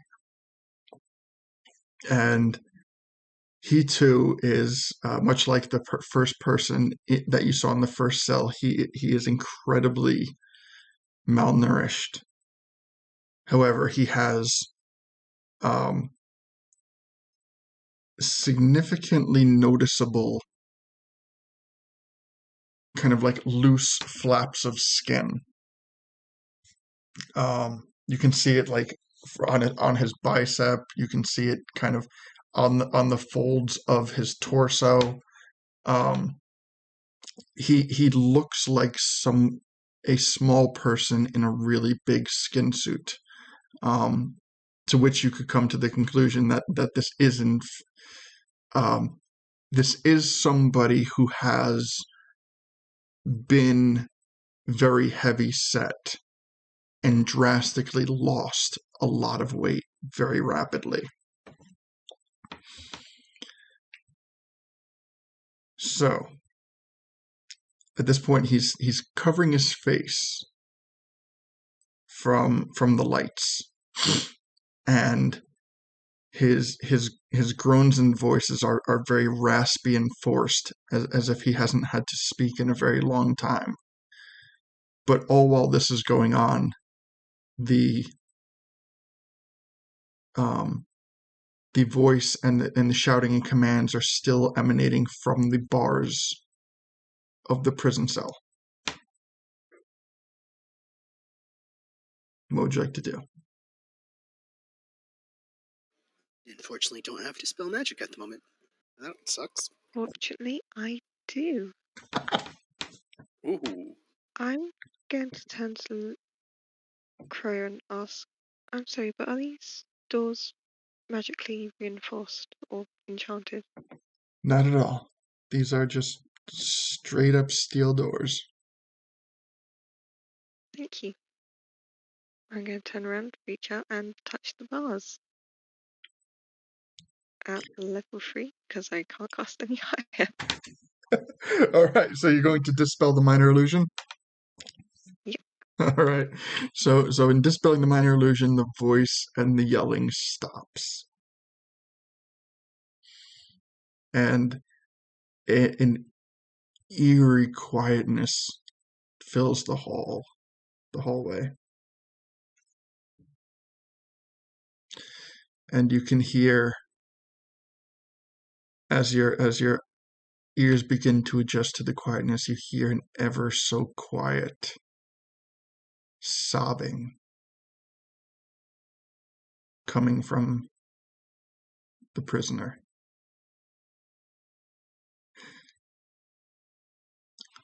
So my question is, how much time would you like for this to go on before you take another action? Like anywhere between give me 1 to 5 minutes. How long do you want to let this sit? I last They're for like a sobbing? minute before I look at Leto and just kind of mouth, the good guys? The good guys, right? Bro, can you open the door?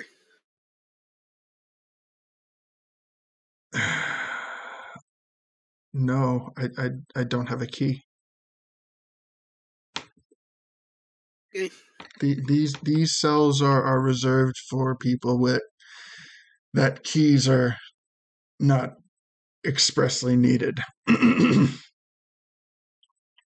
and Crow does kind of go backtrack a little bit to grab one of the nearest torch sconces on the wall and does bring it closer to the cell to kind of create a little bit more subtle ambient light.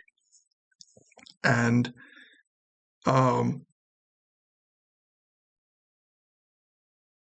you start to hear the forcing of words come from the prisoner. It starts off with him saying the words bright, bright, bright, too bright.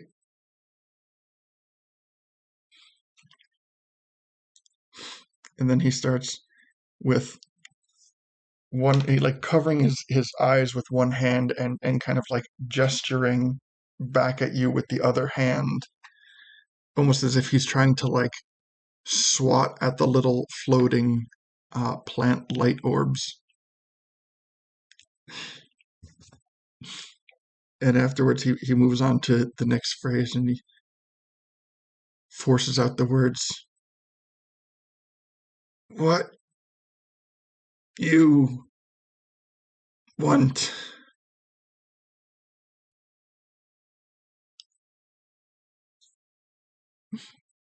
At this point, he has still seen absolutely none of you. He has no idea who's there. Not a bad idea. I have to go back notes real quick. I need to remember something.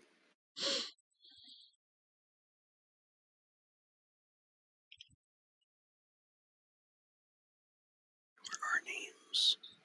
If you shield your eyes or cover your eyes, the light won't be so bad. Yeah, so he's covering him with one eye with his one hand, but he just you get the impression he doesn't really have a whole lot of energy to him even. like even just the gesture, like the waving gesture, is very physically taxing to him. Lito, you were Do you wrapped know up. where you are? What's your name?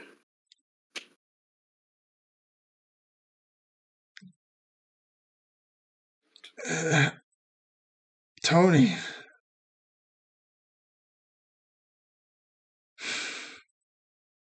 Tony. Who are you?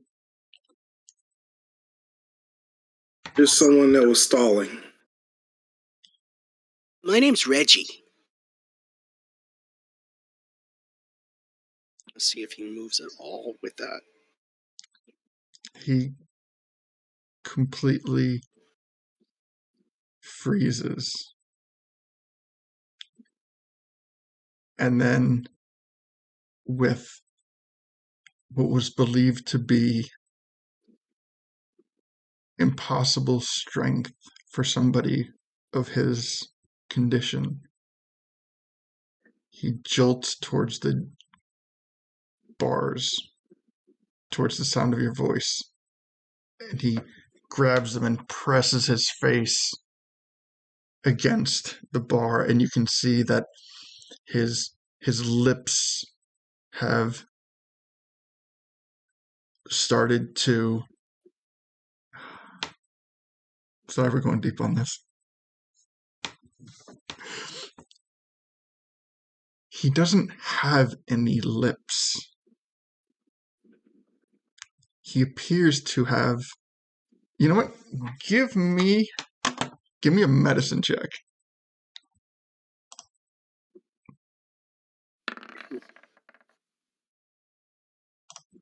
16 will do.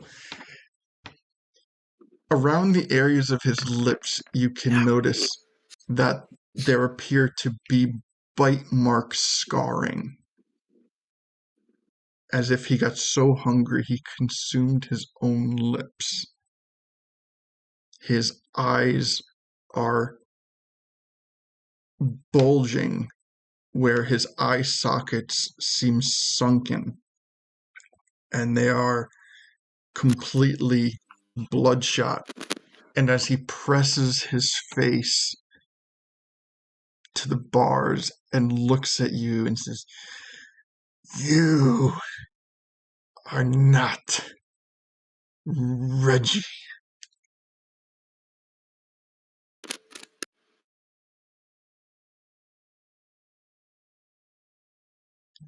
You are?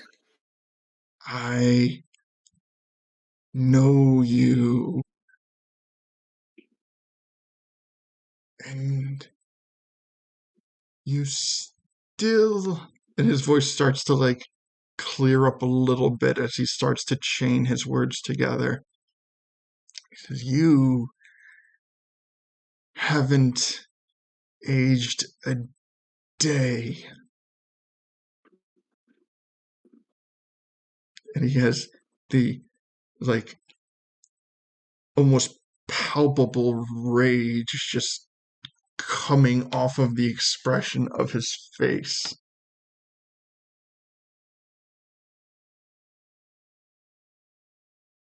You can see that his fingers, as he holds the bars tight, are all twisted and cracked as if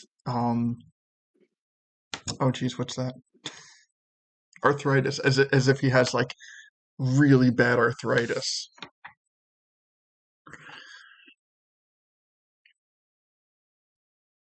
And I'm just like looking at Crowe with like a furrowed brow.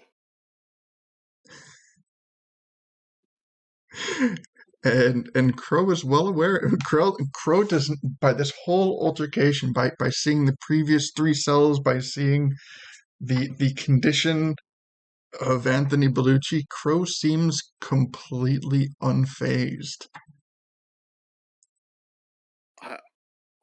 I just use like message on him so that the rest of it's not interrupted.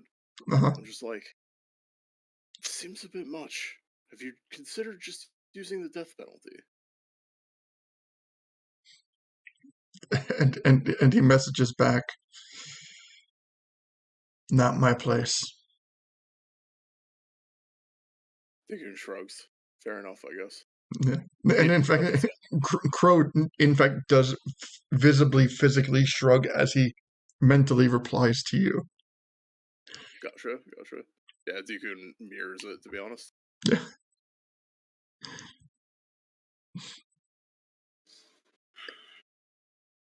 So he keeps like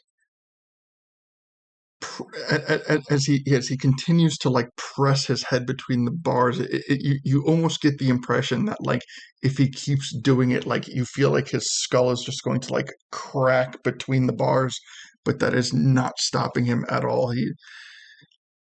How far away from the bars are you?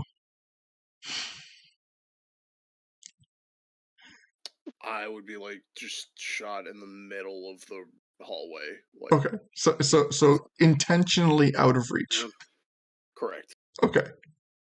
What about you, Lito? I'd probably be within 5 feet. 5 feet. Yeah, that would still put it out of reach. And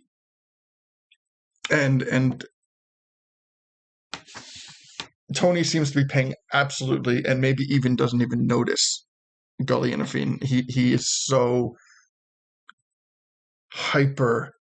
In fact, I would say at this point he might not even notice Deacon because he's just so he became instantaneously hyper fixated on Leto the moment he addressed himself as Reginald. So then he starts to kind of like reach through the bar trying to grab Leto, although Leto is clearly at least a foot and a half out of his reach. You get the impression that he isn't even reaching with intent. He's just almost like almost reacting like a wild animal in a cage, where he's just trying, like he doesn't know what he would do if he could reach you, but that's not going to stop him from trying to grab you.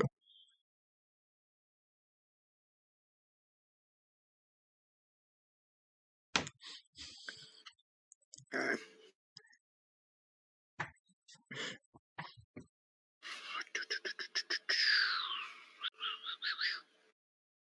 I whisper, or more appropriately, I message, "What's your take on this, Leto? How you holding up, buddy?"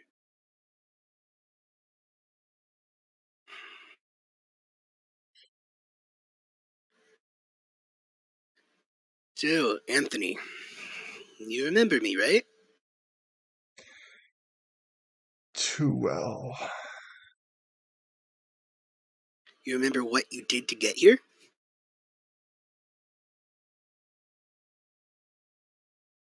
I am guilty of nothing more than caring for my sick mother. We were trying to help you and you then tried to kill someone. How does that make sense? And he takes a deep, deep inhale. He goes, collateral damage.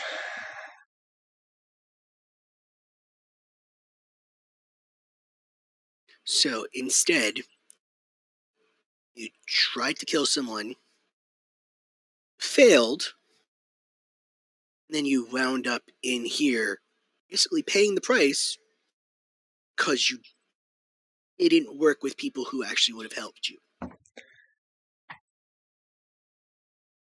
I was betrayed. Who? By you. And his eyes kind of momentarily dart until he can find Deacon. And you. And Reginald.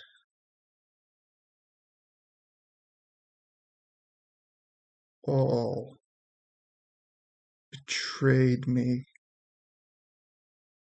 and let my mother die.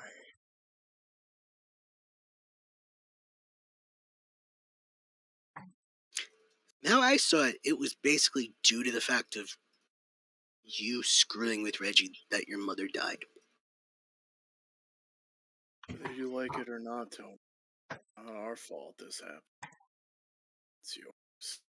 You could have prevented this by just asking for help and not stepping on others.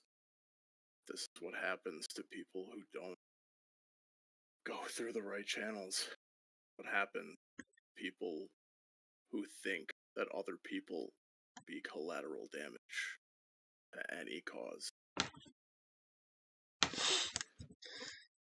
And then he drops down to the lower portion of the prison gate and presses his so he's eye level with Deacon and presses his face against the bars there and says, "And who do you think will protect you?" What? Exactly. Collateral damage.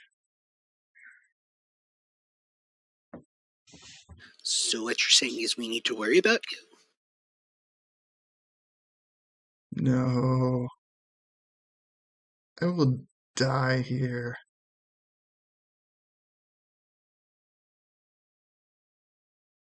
But that doesn't mean that you will not be collateral damage for someone else. Well, we're gonna have to do something about that, and I cast Chaos on him. He is in no position to even remotely resist anything. Yep. So, Tony, you're gonna tell us exactly who we have to worry about, and then after that, you're going to repent for every bad thing you've ever done until, unfortunately, the day that you die.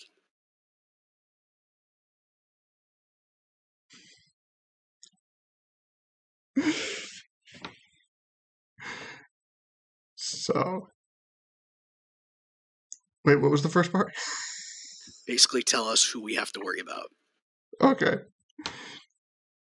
So he looks at this point he starts to kind of back away from the bars, and he kneels down in a position and kind of leans back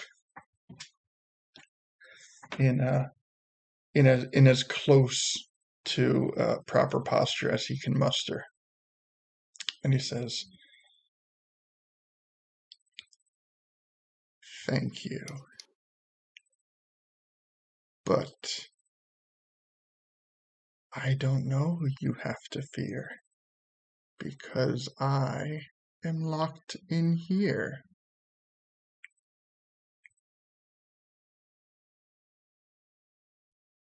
Yeah, but you have an idea. No. See, I've had a long time to think, and ultimately, I think that you thought too much of me.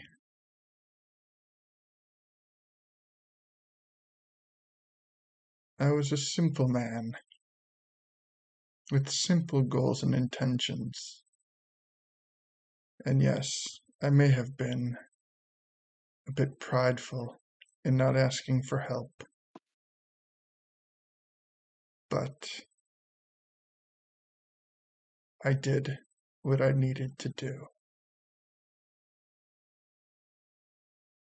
And for that, I will never repent. And the moment he says that, Mhm. Yep. You can see that his face, his entire head begins to shake and his body begins to rupture as if it were going to begin to go into a seizure. And in that very moment, his whole body goes limp, his arms fall to his side, and you can so faintly hear a soft echo of what you eventually determine is blood that drips from his eyes, nose, and ears and smacks onto the stone floor, puddling.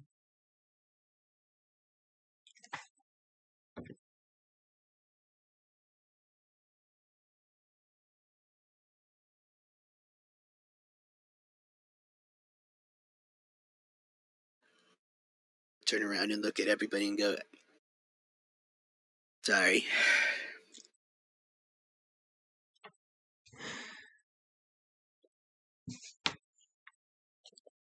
I shrug. Did what you had to do, Chief.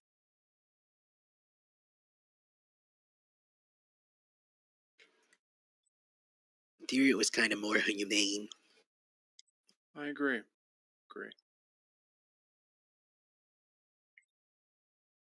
Yes. Bro, does his body just stay here now? No, I'll tell one of the guards they'll dispose of it. And when you dispose of it, can you check to see if there's any, like, weird symbols or anything else on his body?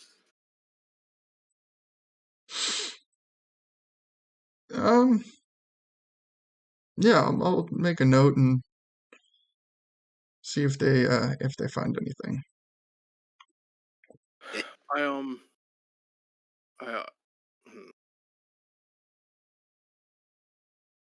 Never mind. So as the moment has now been lingering for a little bit, Crowe asserts himself and he goes, so, since there's clearly nothing else to be had down here, the mirror you wanted, shall we? Yes, please. All right, so he leads you out of the, he leads you back the way you came, out of the jail cells. And on his way out, he kind of like takes a guard and kind of pulls him aside and kind of whispers something real quick into his ear. And the guard kind of nods and heads down there afterwards as you guys exit. And he continues on to escort you guys to the treasury. Oh, while we're walking, slip backwards next to Effine. Uh-huh. I'm really sorry you had to see that. Effine visibly jumped when you first start to speak. Generally, she has a look of terror about her that, and it's been hanging around for a while.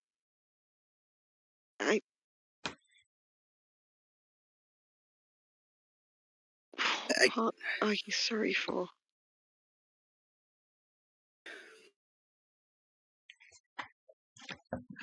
All of it?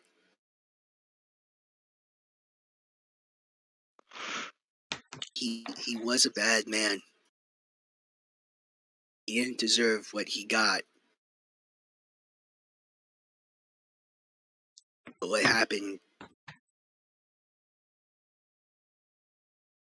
I'm just sorry. I'll walk further away from her. So, the story of Anthony Bellucci, before we get to the treasury. So, in the southern area of Hyrule Castle Town, the part that is now the affluent area of the town, was originally in all campaigns an area that was known as the slums. And Can I tell this one? Is that okay with oh, you? absolutely. Sorry, I just wanted to do this from like Deacon's perspective, and I just want to make sure that's okay with you. No, please. Just kind of picking up as the noise of shock was somewhat audible. Deacon, just kind of, he doesn't look back, but you can hear him start to just speak to kind of fill the silence. And he says, "A long time ago, in another world, Anthony was stealing from workers, threatening workers, forcing them to do work without pay or breaks or anything of that sort. He was a man so possessed by a singular goal that he saw nothing else in this world as worth it by comparison. What he did in our time was he took a ring, the one you may have heard of in passing, and he took close to the spirit that was in this, an evil, accursed spirit. And he fed his evil to that spirit in my world.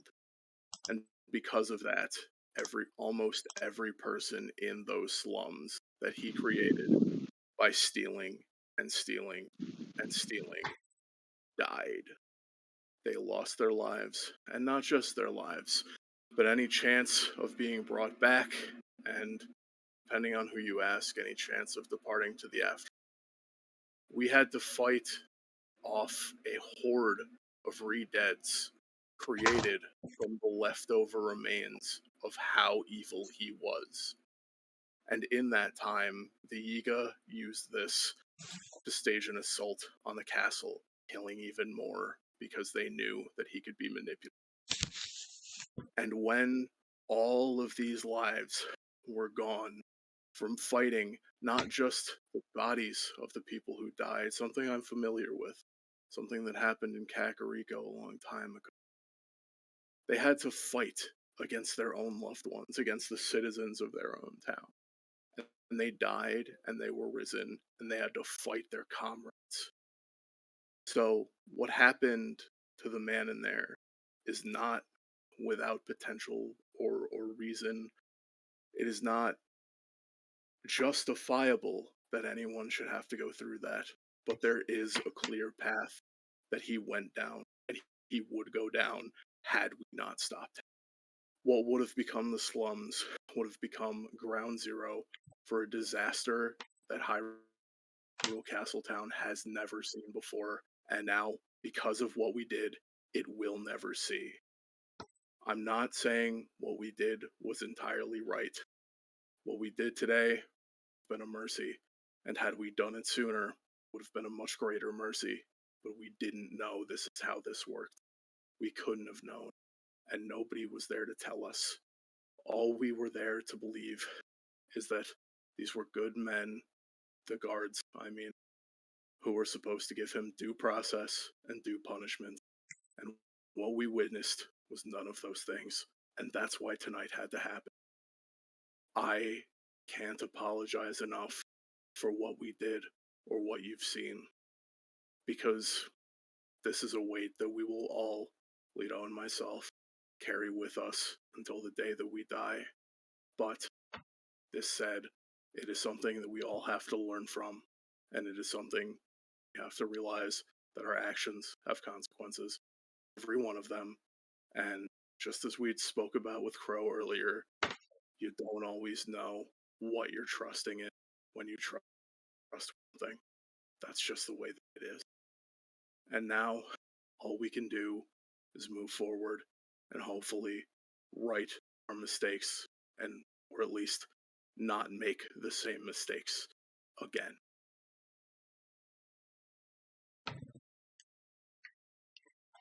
Very well put. This, he summarizes, this was necessary to save half of our fair city, and it was a grave cost. I would I would rather nobody have to pay for this cost again, but this was the... And he kind of trails off there. This was... I hope that clarifies enough. Sorry if it didn't. Yes, that was very very well put. Thank you. So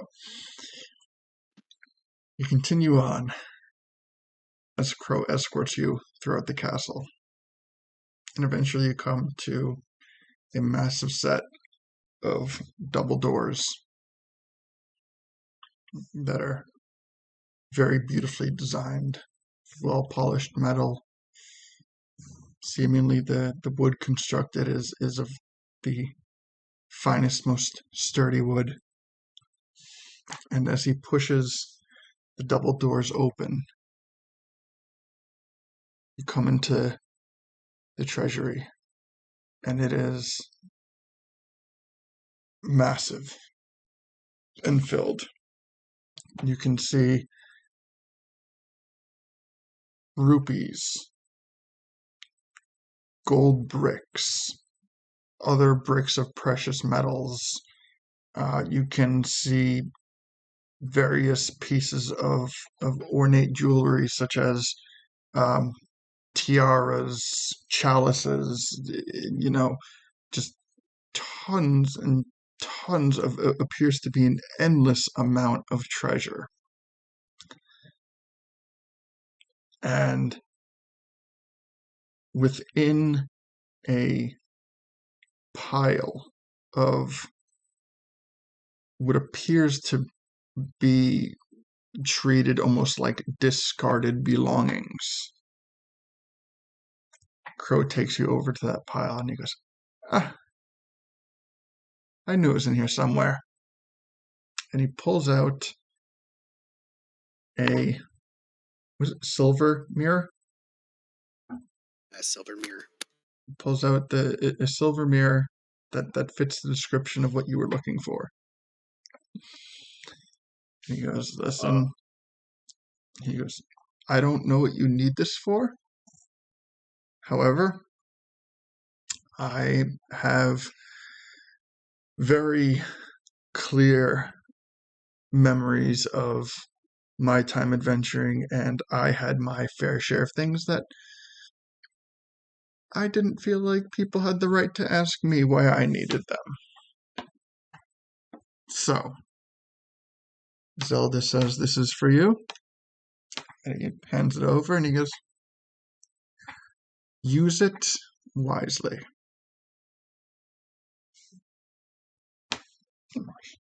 It'll help. There happen to be any masks in here, perchance? There are some jeweled masks. But are you looking for like happy mask salesman masks? Yeah, those kinds of masks, yeah. Well, Just curious. Okay. When you... Is it something that like you just kind of look for, or is it something that you ask Crowe about? I asked Crowe about it. Okay.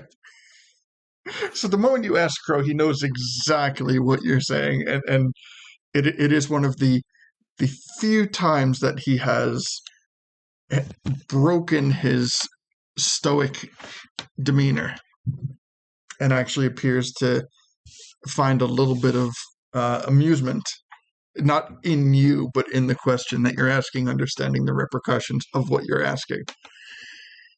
He goes, the crazy old son of a bitch is still trying to get his masks back. Have they been lost for a long time? I guess so, yeah. Yeah, he goes, I mean, I had a number of them. I'm sorry, kitten, you gotta get down. All the way down, sorry. And he goes, I acquired a number of masks in my time, but I didn't want to give them to him. Nothing against the guy. Why not? Yeah, I mean, he's just. I was young. He was creepy, and he was he. I mean, basically, he didn't really incentivize me as basically a child to give up these really cool masks. I mean, I had a bunny one. I thought it was really cool and made me run faster. Oh, wait. He said you didn't. He didn't incentivize you to give them to him. Yeah. So do you still have them? No, those have been lost for ages. I kind of grew out of that. I mean, honestly, a lot of the equipment that that I had back then, much of it has either deteriorated through time or gotten lost or sold or honestly, by as time went by, a lot of that stuff was really just mementos of bad memories that I just didn't want to hold on to. Fair enough. Understandable. Yeah, but yeah, he really didn't give me. He was very cryptic in what he was offering, and yeah, just something about it just didn't sit right with me. So I opted to keep the masks.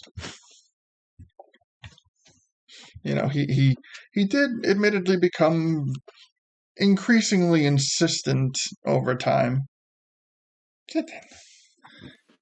but I held my ground.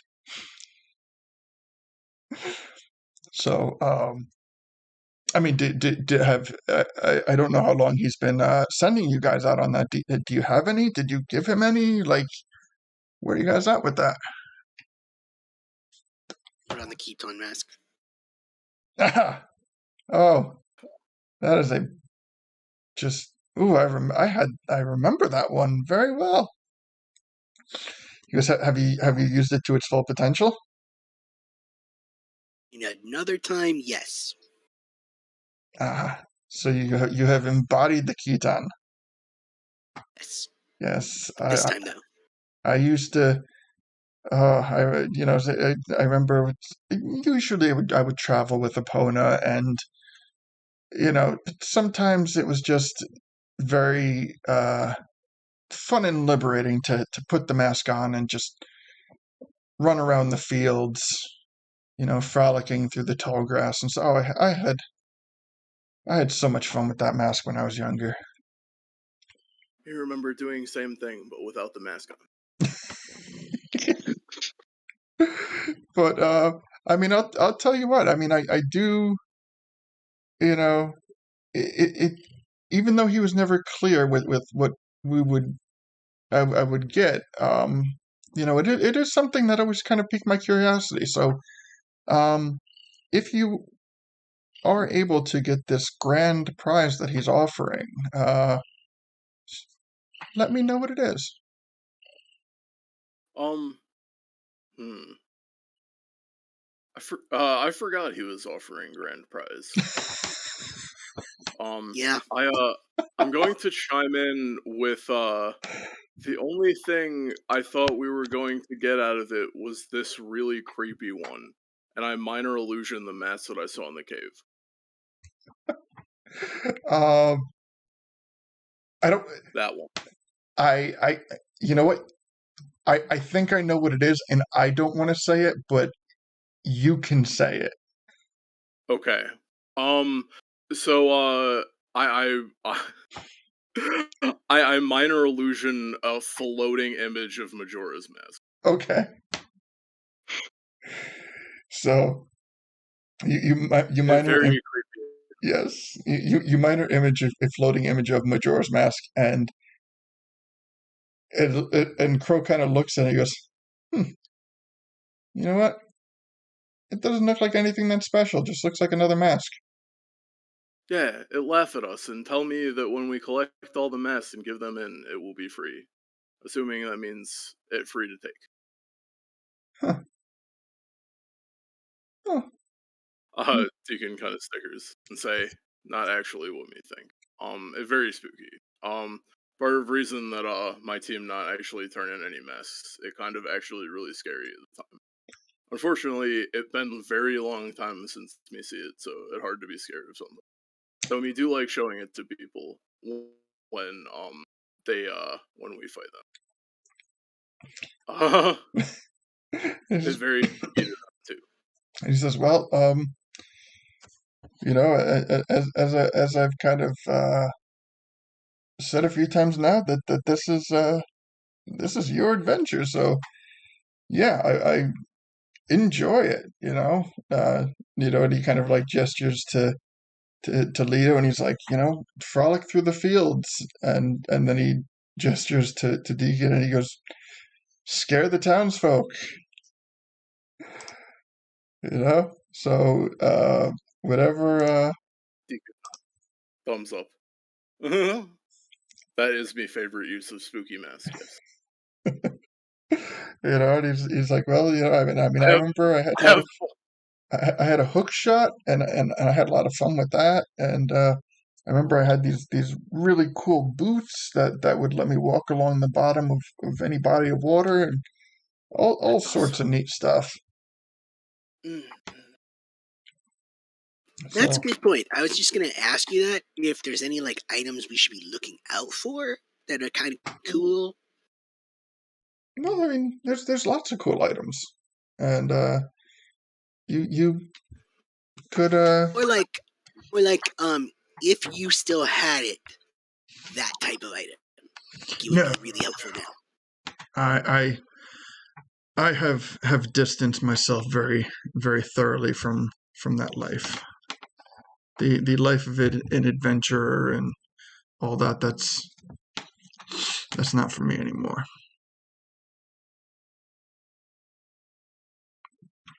Never too old. Oh, it's not a matter of age. It's a matter of you know what? After what we've just seen, I think that's a tale for another day. I don't want to bring you down with my personal hardships. I'd read your mind, but I don't have a staff anymore. Deacon chimes. Well, if you need to vent someday, you still be there to listen. Maybe cast sending, and then we communicate that. Understand it hard. I have no doubt that we will. Ooh, hold on.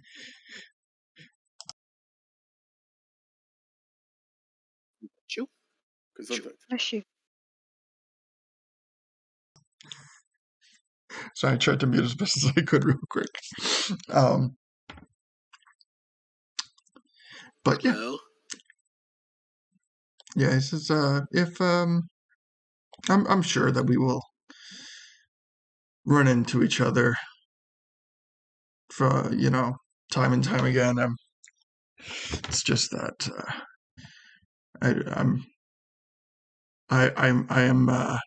content both with my accomplishments, and I am content with respecting you to have your accomplishments as well. And I don't feel that it is necessary nor appropriate to commingle the two.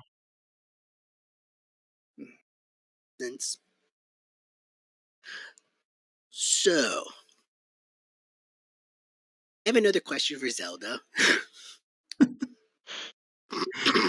Well, I guess let's exit the treasure room and go find Zelda. Okay. So, does anybody do anything before leaving the treasure room?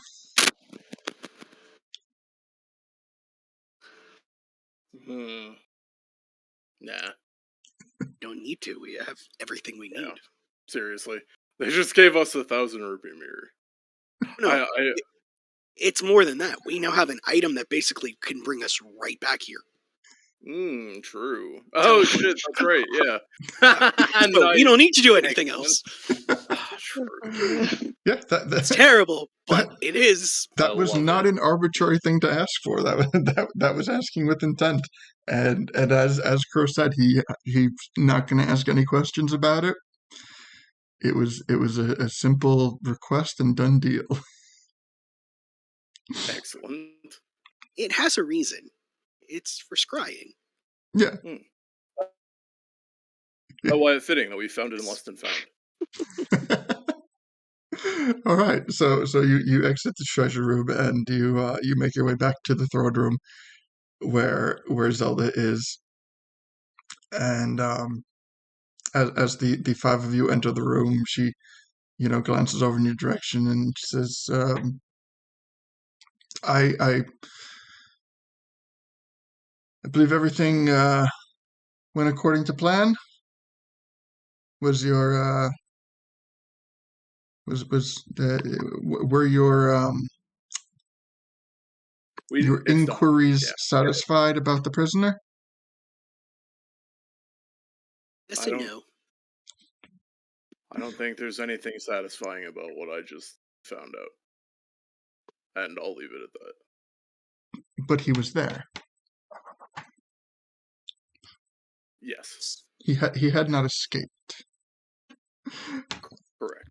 Okay. Somebody did place magic on his bars. I was streaming, in fact. Is that what that was? Mm-hmm. I heard that the guards were complaining, but I suppose they were not able to decipher that. Well, you know what they say about help. But yeah. So you saw your prisoner, and you have the mirror. So, I had another question. of course. So this is kind of a in-depth question, and it kind of means a lot to at least me. And I look at Gully. Because of the Cataclysm, we basically don't know where people that we care about are. You know where they are? Are they okay? Do they still exist? Possibly. I mean, it's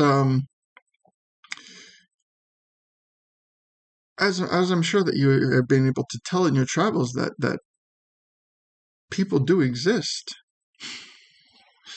But as for specific people, I mean, unless it's somebody of significance, or a certain level of importance. How about the embodiment of Nehru?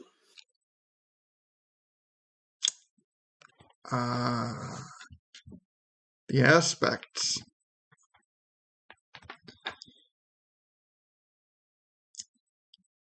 That is a little bit more specific, but still a bit of an open-ended question. There have been... It was deemed fitting that those who did not survive the moments of cataclysm and or the reformation, the reforming of this world,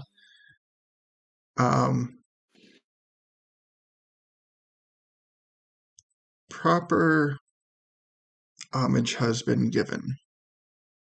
And as for your aspect friends that you had formerly traveled with,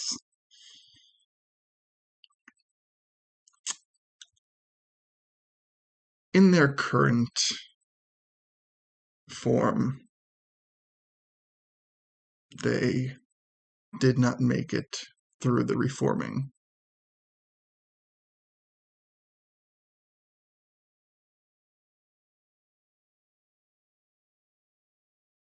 Yes.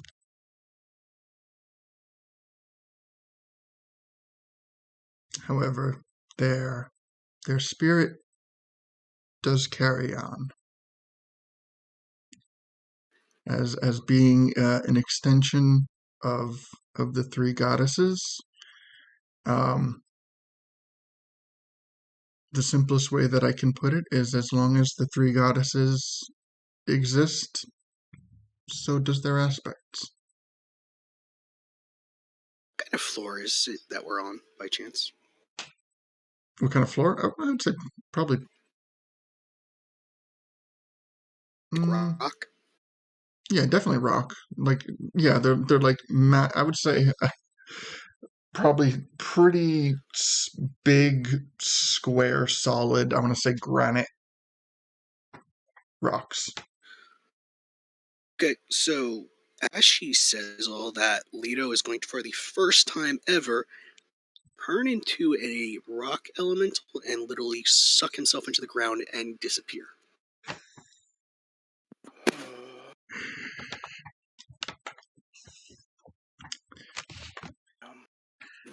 So, Well, okay, that just happened. I'm so sorry. Hmm. I'm so sorry. Is it bad that I'm not surprised?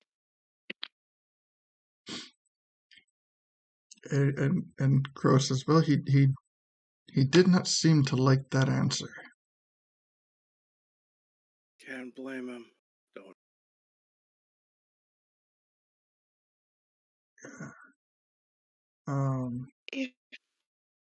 If I may follow on from his question,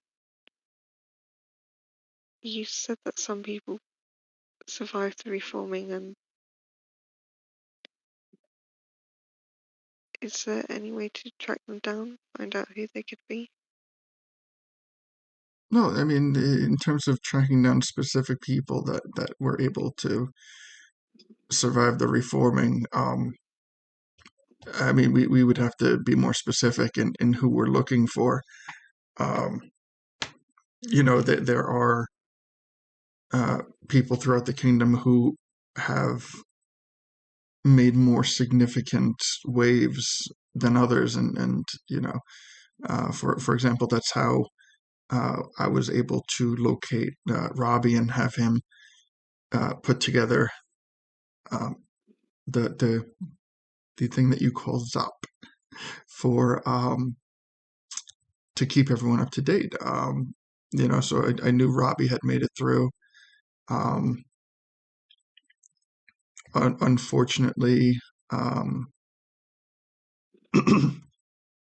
not quite sure that I can definitively say the same for his sister. And I take it in context that at least Leto had he was close with at least one of the aspects. So I hope that he excuse me. I hope that wherever he is, I hope that he is able to work through that. He was as close can be. Yes.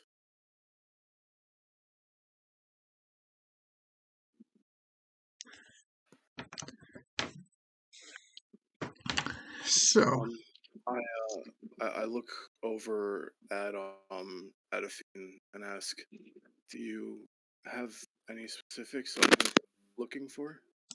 Maybe we could help you.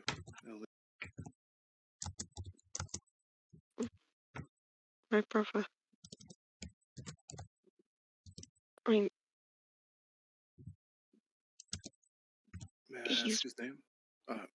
Did not sorry, know. ill. He's always been bigger, braver, stronger.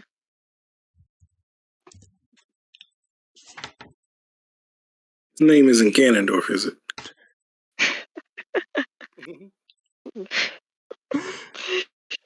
Yeah, he was named after Ganondorf, the great Archon, who Oh, was one of an Archangel. No, his name was Ill.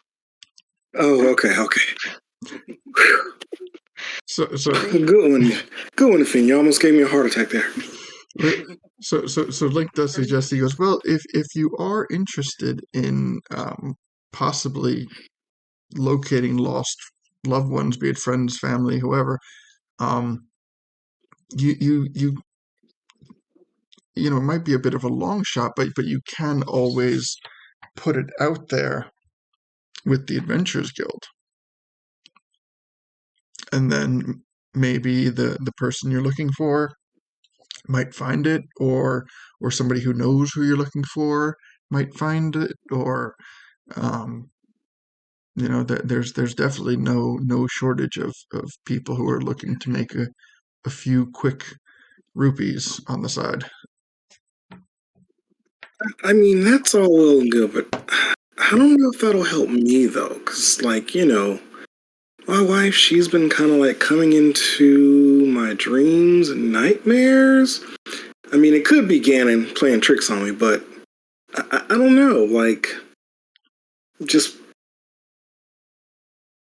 you know, drop a quest out for the Adventurers Guild to find her. I mean, I don't know. Well, I mean, I suppose it depends on what your definition of finding is. Well, first of all, you said reoccurring dreams? Yeah, they're not. Well, yeah, they're not always the same, but yes, dreams and nightmares. They're more nightmares. But you feel that she's trying to reach out to you in your sleep. That's what I feel, unless I'm being tricked in some way. I mean, I guess ultimately, what is your goal? Do you want to? Are you looking to reunite? If are you looking Of to make sure that course. she is safe? I You mean, of know, course, I want to make sure she's safe, but ultimately, I like to reunite with her. But I mean, yeah.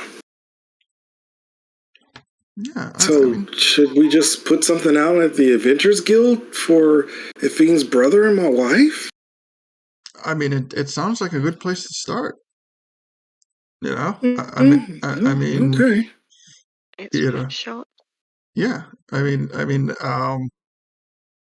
Judging from, you know, what I have dealt with in my years of questing, I would suggest that you word it very carefully, because you're not quite sure who you're going to attract. You know, if you're looking to be reunited with somebody, you know, somebody might view that as like a kidnapping quest. Um, so I mean, I was thinking, you know, more so of, you know, trying to get information from the sages because, you know, they're all knowing and all powerful, but, okay. I mean, you do have two keys. I mean, so you could have, um, yes, a kidnapping quest. So you could seek out the sages. Yeah, I mean, it's not like they're going anywhere. Yeah, I think I want to keep that as plan A. We'll save the Adventures Guild for like maybe like D.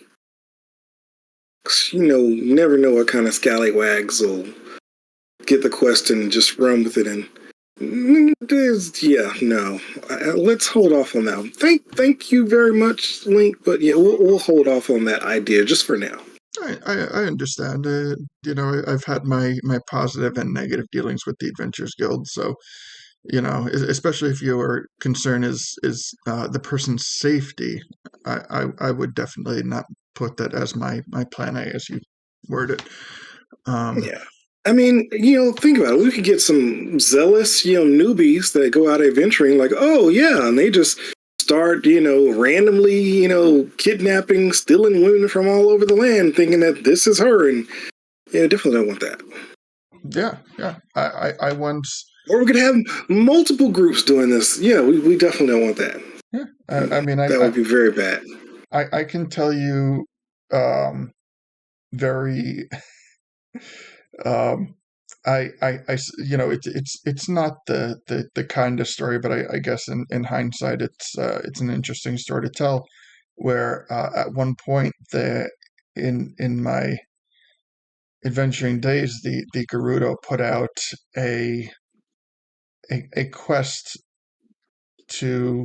for me, and they noted in the quest that the Triforce emblem was imbued upon my hand. So somebody trying to make a quick buck went and kidnapped somebody and branded their hand and dressed them up in a bunch of kokiri outfits, and well, unfortunately, it was a dead or alive quest, and some poor sap ended up on the wrong end of a blade to make a quick couple rupees. It's so horrible. Yeah, we definitely don't want anything like that. No repeats of that foolishness, and yeah. Yeah.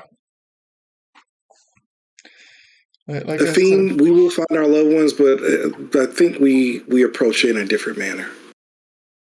As someone who was recently tied up in a cave, I completely agree.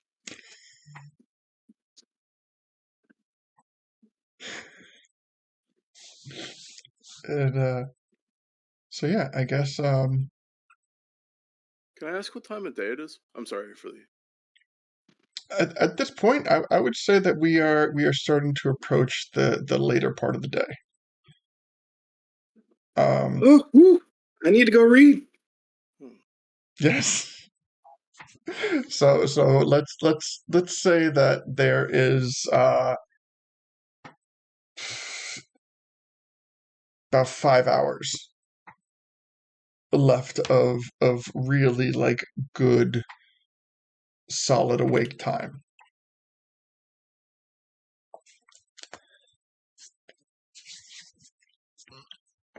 So, is there anywhere else you would like to visit in Hyrule Castle, or is there anybody else you'd like to look for, or generally, what is your next move?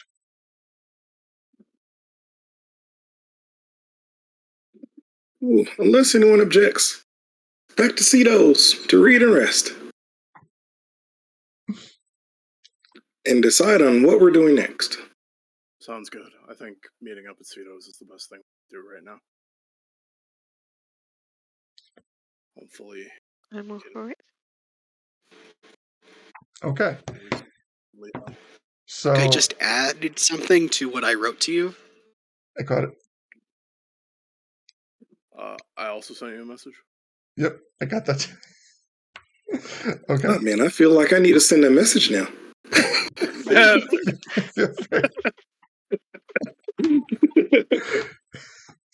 So, all right. So you start to head back to Cedos, and at this point, it's like you still have a couple hours, but it's still starting to get a little late in the day. At this point, many of the shops have begun to kind of like close out.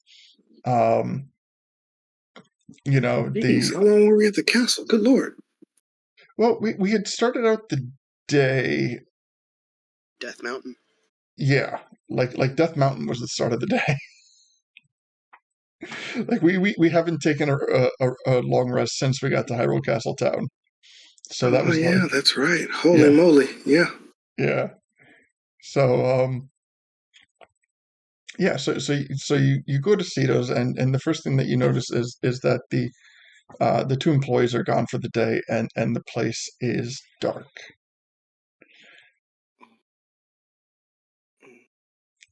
You walk in, and what would you like to do as you come into this quiet shop? Well, I sent you a question real quick. I just need a yes or no on that.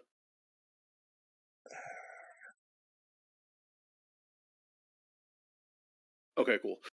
I'd like to kind of start looking for traces of where Leto might be, or if he's kind of been here or not. give me a perception check to see if like anything has to see if there's any evidence of Lido being here. Sure. Okay, doke. Sorry. Okay, here we go. I got 21. Okay. Yes, there is. Lido was here. Cool. Okay. I relay that to Gully and Athene.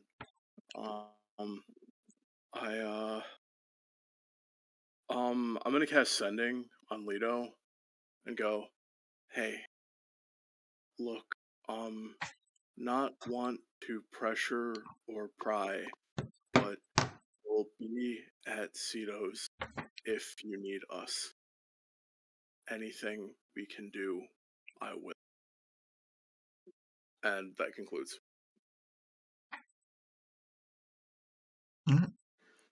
Is The there? response that you will get is, Mother.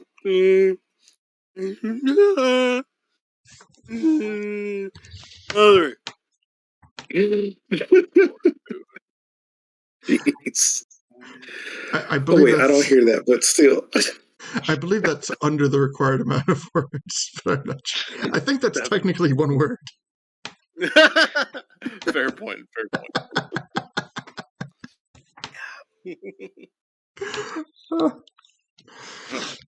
As we all know, crying is a free action. Yes, crying. I like that. That needs to be on a T-shirt or a mug, something like that. Hell yeah. Yeah, I like There that. actually is. Is it? Nice. See, Crimson probably will be able to put in where it comes from, but crying is a free action is from one of the games that he knows about. Just pretty sure he'll put it in sooner or later. Oh yeah, I could see it. Yeah, I don't know which game it's from, but I could see the T-shirt. Dice Crammer Action. Nice. That's right. Yeah. But yeah, crying was a free action in that game because bad things happened all the time. Nice. Nice. Oh, I don't want to steal that, but that's awesome. I like it. Hell yeah. So okay, you get the response from Lido. Do you convey it to the rest of the party? I just say, Lido is very distressed right now. He lost. I look at Gully and go, kind of like tilt my head, you know. Lost who he was close to, and taken it. He might need us to be there as much as possible. So please, let's, if he needs, he might need some comfort, and I don't know what that'll come from. I told him we'll be here if we need him, so maybe we could just hang around for a bit. Yeah, absolutely. I'll just pull up a chair over here at the table now, and I'll read. Appreciate it. But yeah, we'll definitely be here for him when he returns.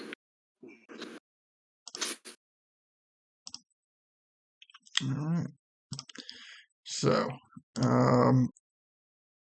what is everyone doing, and how much time? Well, you know what? I guess I'll start off with Gully because he is the one who has stated the time sensitive action at this moment. So, how much time is Gully going to potentially spend reading? As much as he can before getting in a long rest for the evening. Okay. So we'll unless something interrupts it, we'll put that at 5 hours. All right. Okay. So, how about Athene and Deacon? I would probably just be talking to Athene if she's okay with that. Yeah. Um, Sorry. no need to be sorry. What he'd probably start out with is just kind of awkward at first, where he's like, um, I'm sorry, Stella, for what happened today. I know that was not the easiest thing for any of us, but especially for you. I know that's a big introduction. And he kind of like rubs, the leaves on his head, and he's like, kind of feel like me maybe owe you something in exchange for what you've been through. As fact that you're still willing to follow us is nothing small if you stand with it. And so we all appreciate, I'm sure, that you are still willing to stick with us despite what you had to see. Deacon, it's fine, really. I told you before, I owe you for saving me. Even witnessing that, I don't intend to go back on my word. I hope, that you're also an appreciated member and all that. It's important, and just like we're going to search for Gully and Lito's friends, I hope you understand that I will do anything I can to help you find word of your brother, and my spells will be as much. I will use them to every angle I can to help you find him. Thank you. I greatly appreciate it.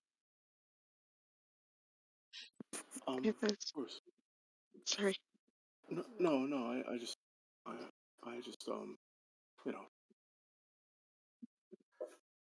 I sorry.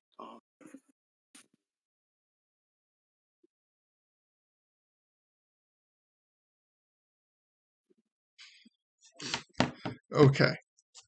So, Sorry. so as you guys are conversing, you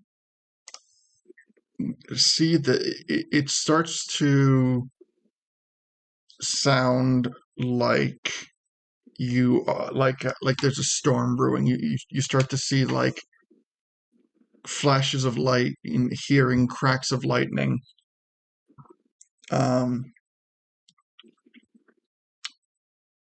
but before we take any actions, um, I just want us to check and see, Gully, that you are not going to be interested in this action.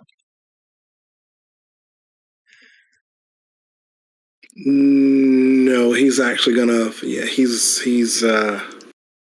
focused. So Focused on focused that he's gonna go past the 5 hours and go straight for 8 hours of reading. All right, you got okay. So he's not aware of anything going on around him right now. He's delving into it hard. Okay, great. So give me 3 con saves, DC 10, 11, and then 12.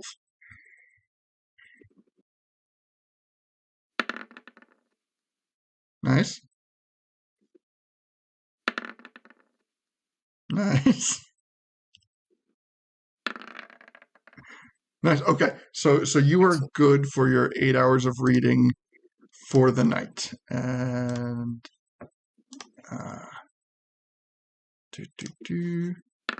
make that mark. So actually, let me change that from 5 to 8.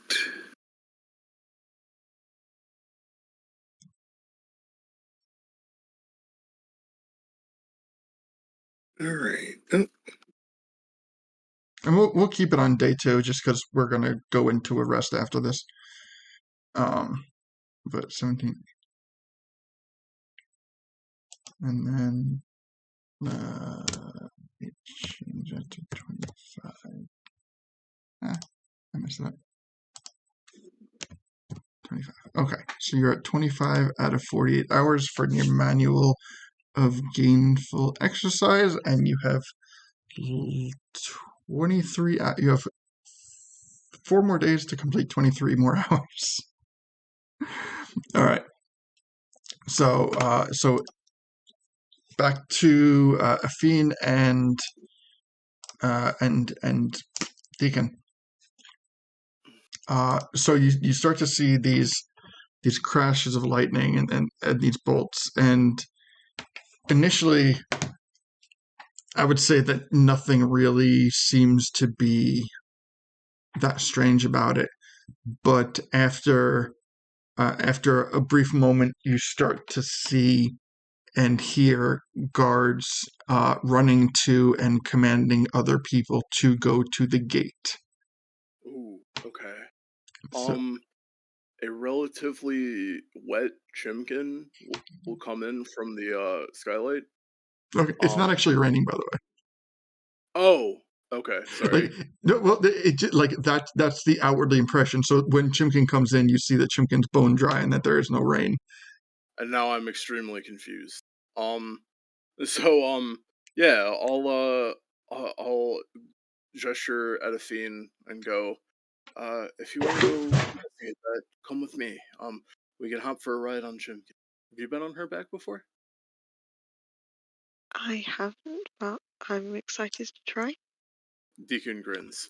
She is very soft and plush, and Chimkin kind of nods and bows her head, and since you haven't had experience like climbing on before, she like sits like you know very chicken like very close to the ground and like reaches out a wing so you can climb onto her. 15 will try and climb her up. Nice. She kind of like helps lift you up and with the wing and such. And yeah, Deacon just kind of like jumps on. He climbs up easier with his acrobatics, but also because he's done this every day for several years. Yeah. And he does a little pose where he points at the sky, and you can see Chimkin kind of sigh as that he also does every day for several years. And she goes through the skylight to help you guys like get a bird's eye view of what's going on at the gates. All right. So as you start to approach the gate on Chimkin's back, you can see that the guards have started to form this like U-shaped phalanx in front of the castle gate leading out into Hyrule Field. Mm-hmm. And you see this the first thing you spot is the lightning. And the lightning is, as you approach, you can tell that the lightning is almost coming down and moving in what appears to be an intentional pattern. Mm-hmm.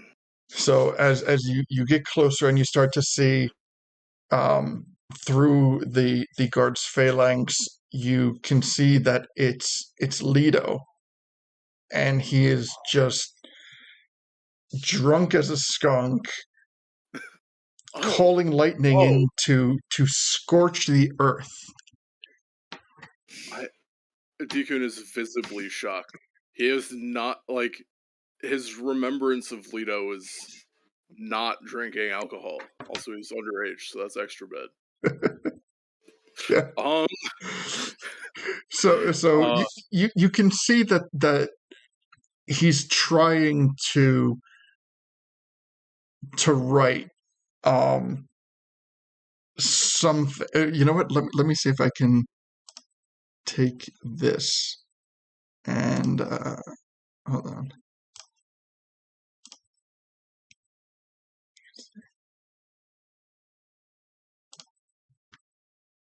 Can I switch it to this?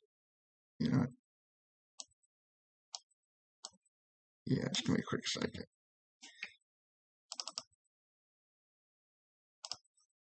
And I'll show you what's going on. Just want to take the grid off.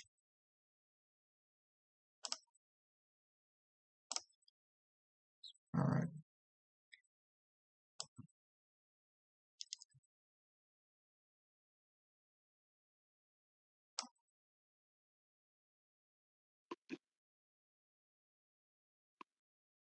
Okay, did I switch over?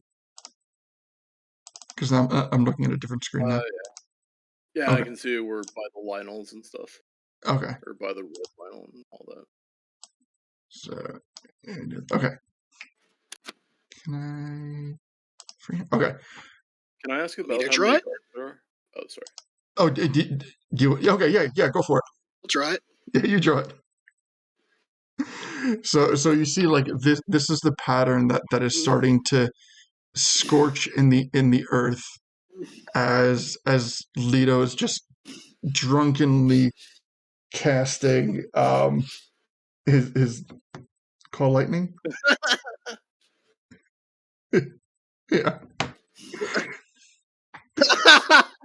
Oh man. God. Yep.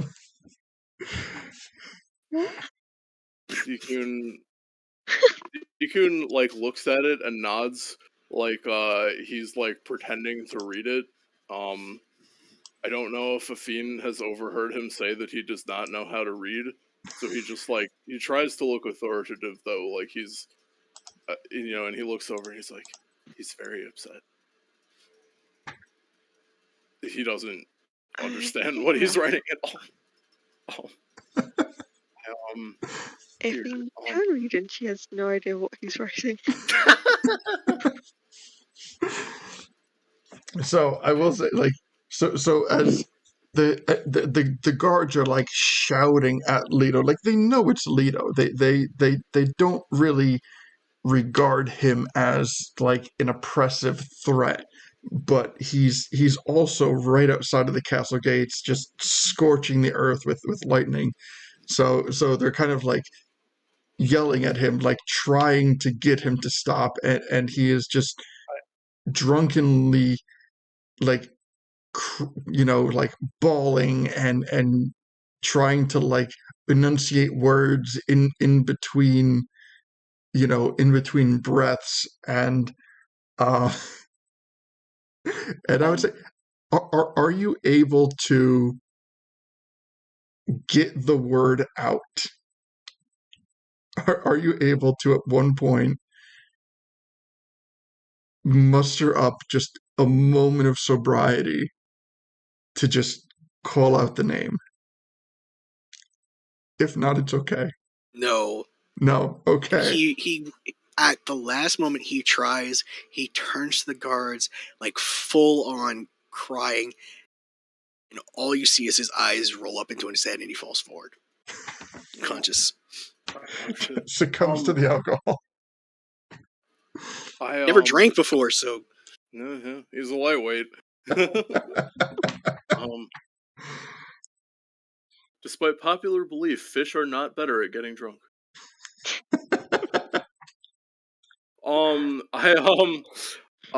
So I would like to like kind of swoop down towards the gate and just say, like, I'm going to subtle spell, just like you use the sorcery points as subtle spell mass suggestion on like the guards. And just be like, he's not a threat. He's just helping stem the plant growth that we caused in the other battle. You know what? I'm gonna have you make a deception check on that too. Okay. All right. Let's try for deception. I haven't used that in ages. Okay. Oof. Okay, 26. Yep. That'll definitely do. Excellent. So as the phalanx begins to spread, you get the impression that like that's going to be your means of exit. Mm-hmm. But as the phalanx spreads, a figure starts cutting through the crowd, walking at a very casual pace, and you can hear the clanking of the plate mail of the Hyrule of the Hylian armor. Every step with purpose. Clank, clank, clank. Okay, either Kato's mad or we've pissed somebody else off, but either way I'm racing to fucking Leto. It's Kato. Okay. That's fair. But yeah, I'm racing Toledo to pick him up, and yeah, on like I asked for Fiend's help to lift him onto Chimkin's back and just kind of like secure him. Oh yeah, I hop off to help shove him back up. Two people should be able to do that with ease. Hmm. So as you start to situate Leto atop I Chimkin. will lightly secure him with a little bit of like I don't know, just like tie his waist to like something on the Chimkin's barding. Hmm. Like she has like Goron chainmail, so you could probably just easily hook it through a chain. Yeah, that sounds fair. So as you do that, Kato approaches Chimkin and kind of like pats his hand on her rear quarter, and he's like,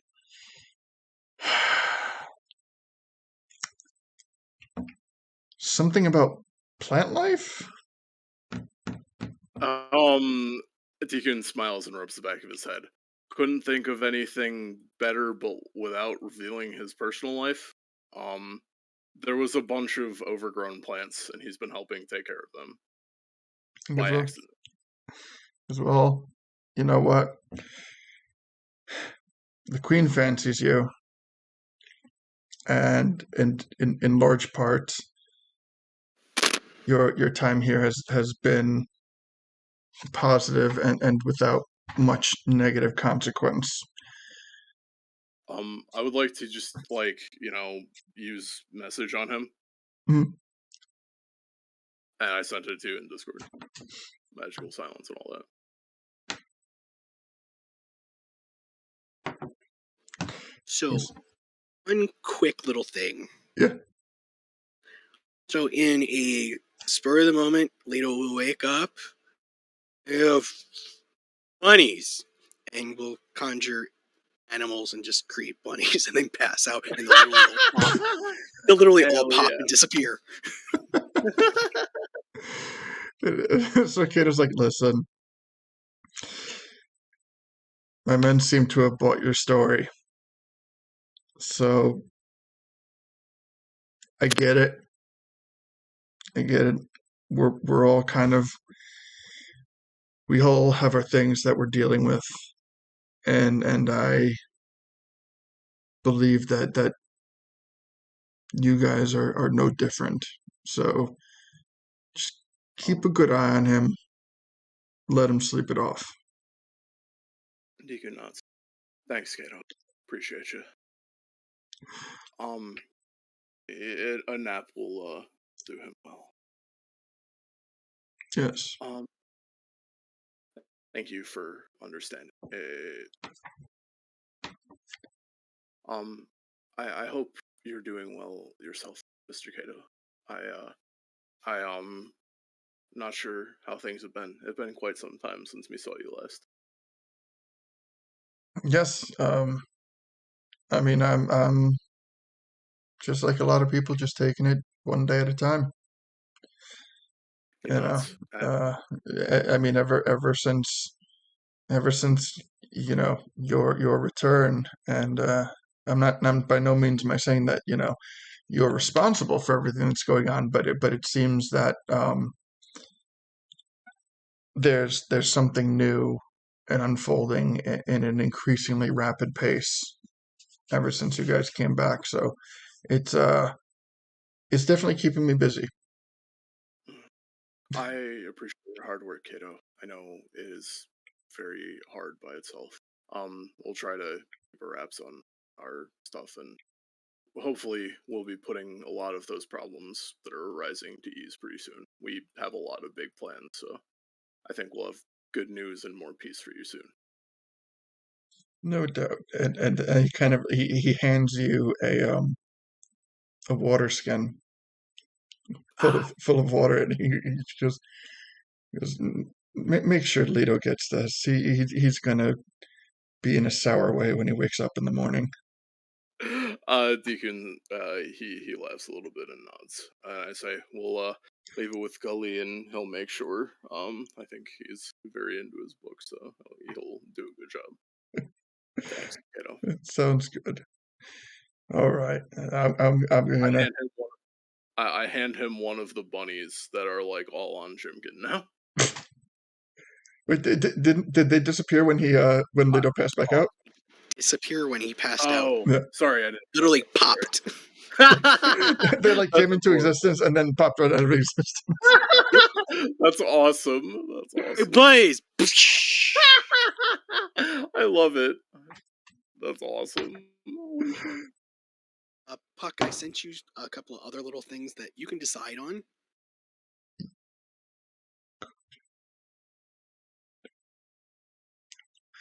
Okay. You can tell me if that's actually what happened or not.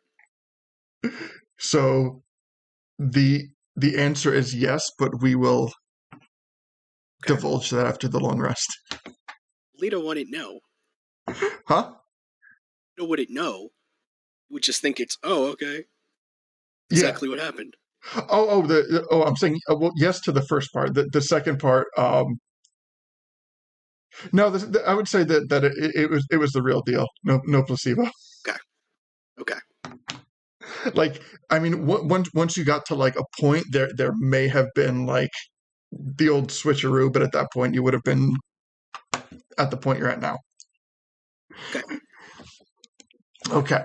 So the crowd of guards begin to disperse, and you can hear like this occasional murmuring coming through the crowd where the guards, some of the guards like, oh, I was just about to get off work and I had to deal with this, and you just get like a whole array of people throwing in like their own personal, how like this is a personal hardship unto them. And but eventually you do make your way back to Cito's, and you I would say situate Lido comfortably in his sleeping area. I do try to feed him some of the water. Give me a con save, Lido. He sleeps in a pond, so literally when they put him in, he would have just started going down under it. Well, I imagine like they like draped you over it is how I'm picturing it. Oh, okay. Okay, let me do that. So you're like draped over it, and like Deacon comes over with the water skin and he tries to like force it into like the side of your mouth, and okay. So you're able to take like a little bit of water, but after maybe like 2 or 3 sizable like sips, you start to like go like and there it is. And Deacon pulls the water skin away and is like not going to test it. He's like, he's full now. It's like he did a good job. So you got a little bit in him. So has a fiend spent the night at Cito's yet? No, this would be her first time. I do. Yeah. Okay. So, so you know what? We need to find a spot for her.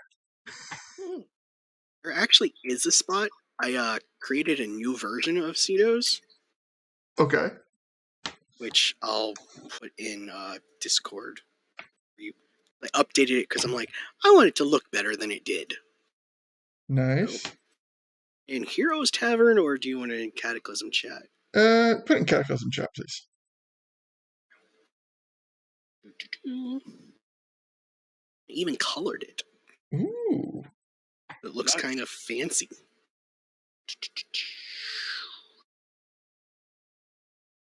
Where is it? Oh, it's here.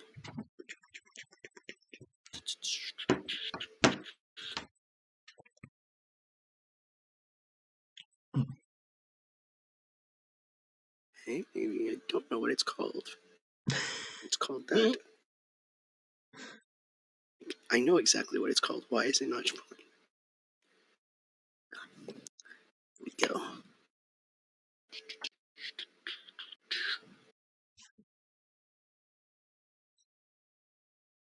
This is what it looks like now. There it is. Ooh, nice. Nice. And there are 2 beds upstairs. And then there's that little brown circle that is Deacon's little area of spinning around. Okay, nice. Okay, so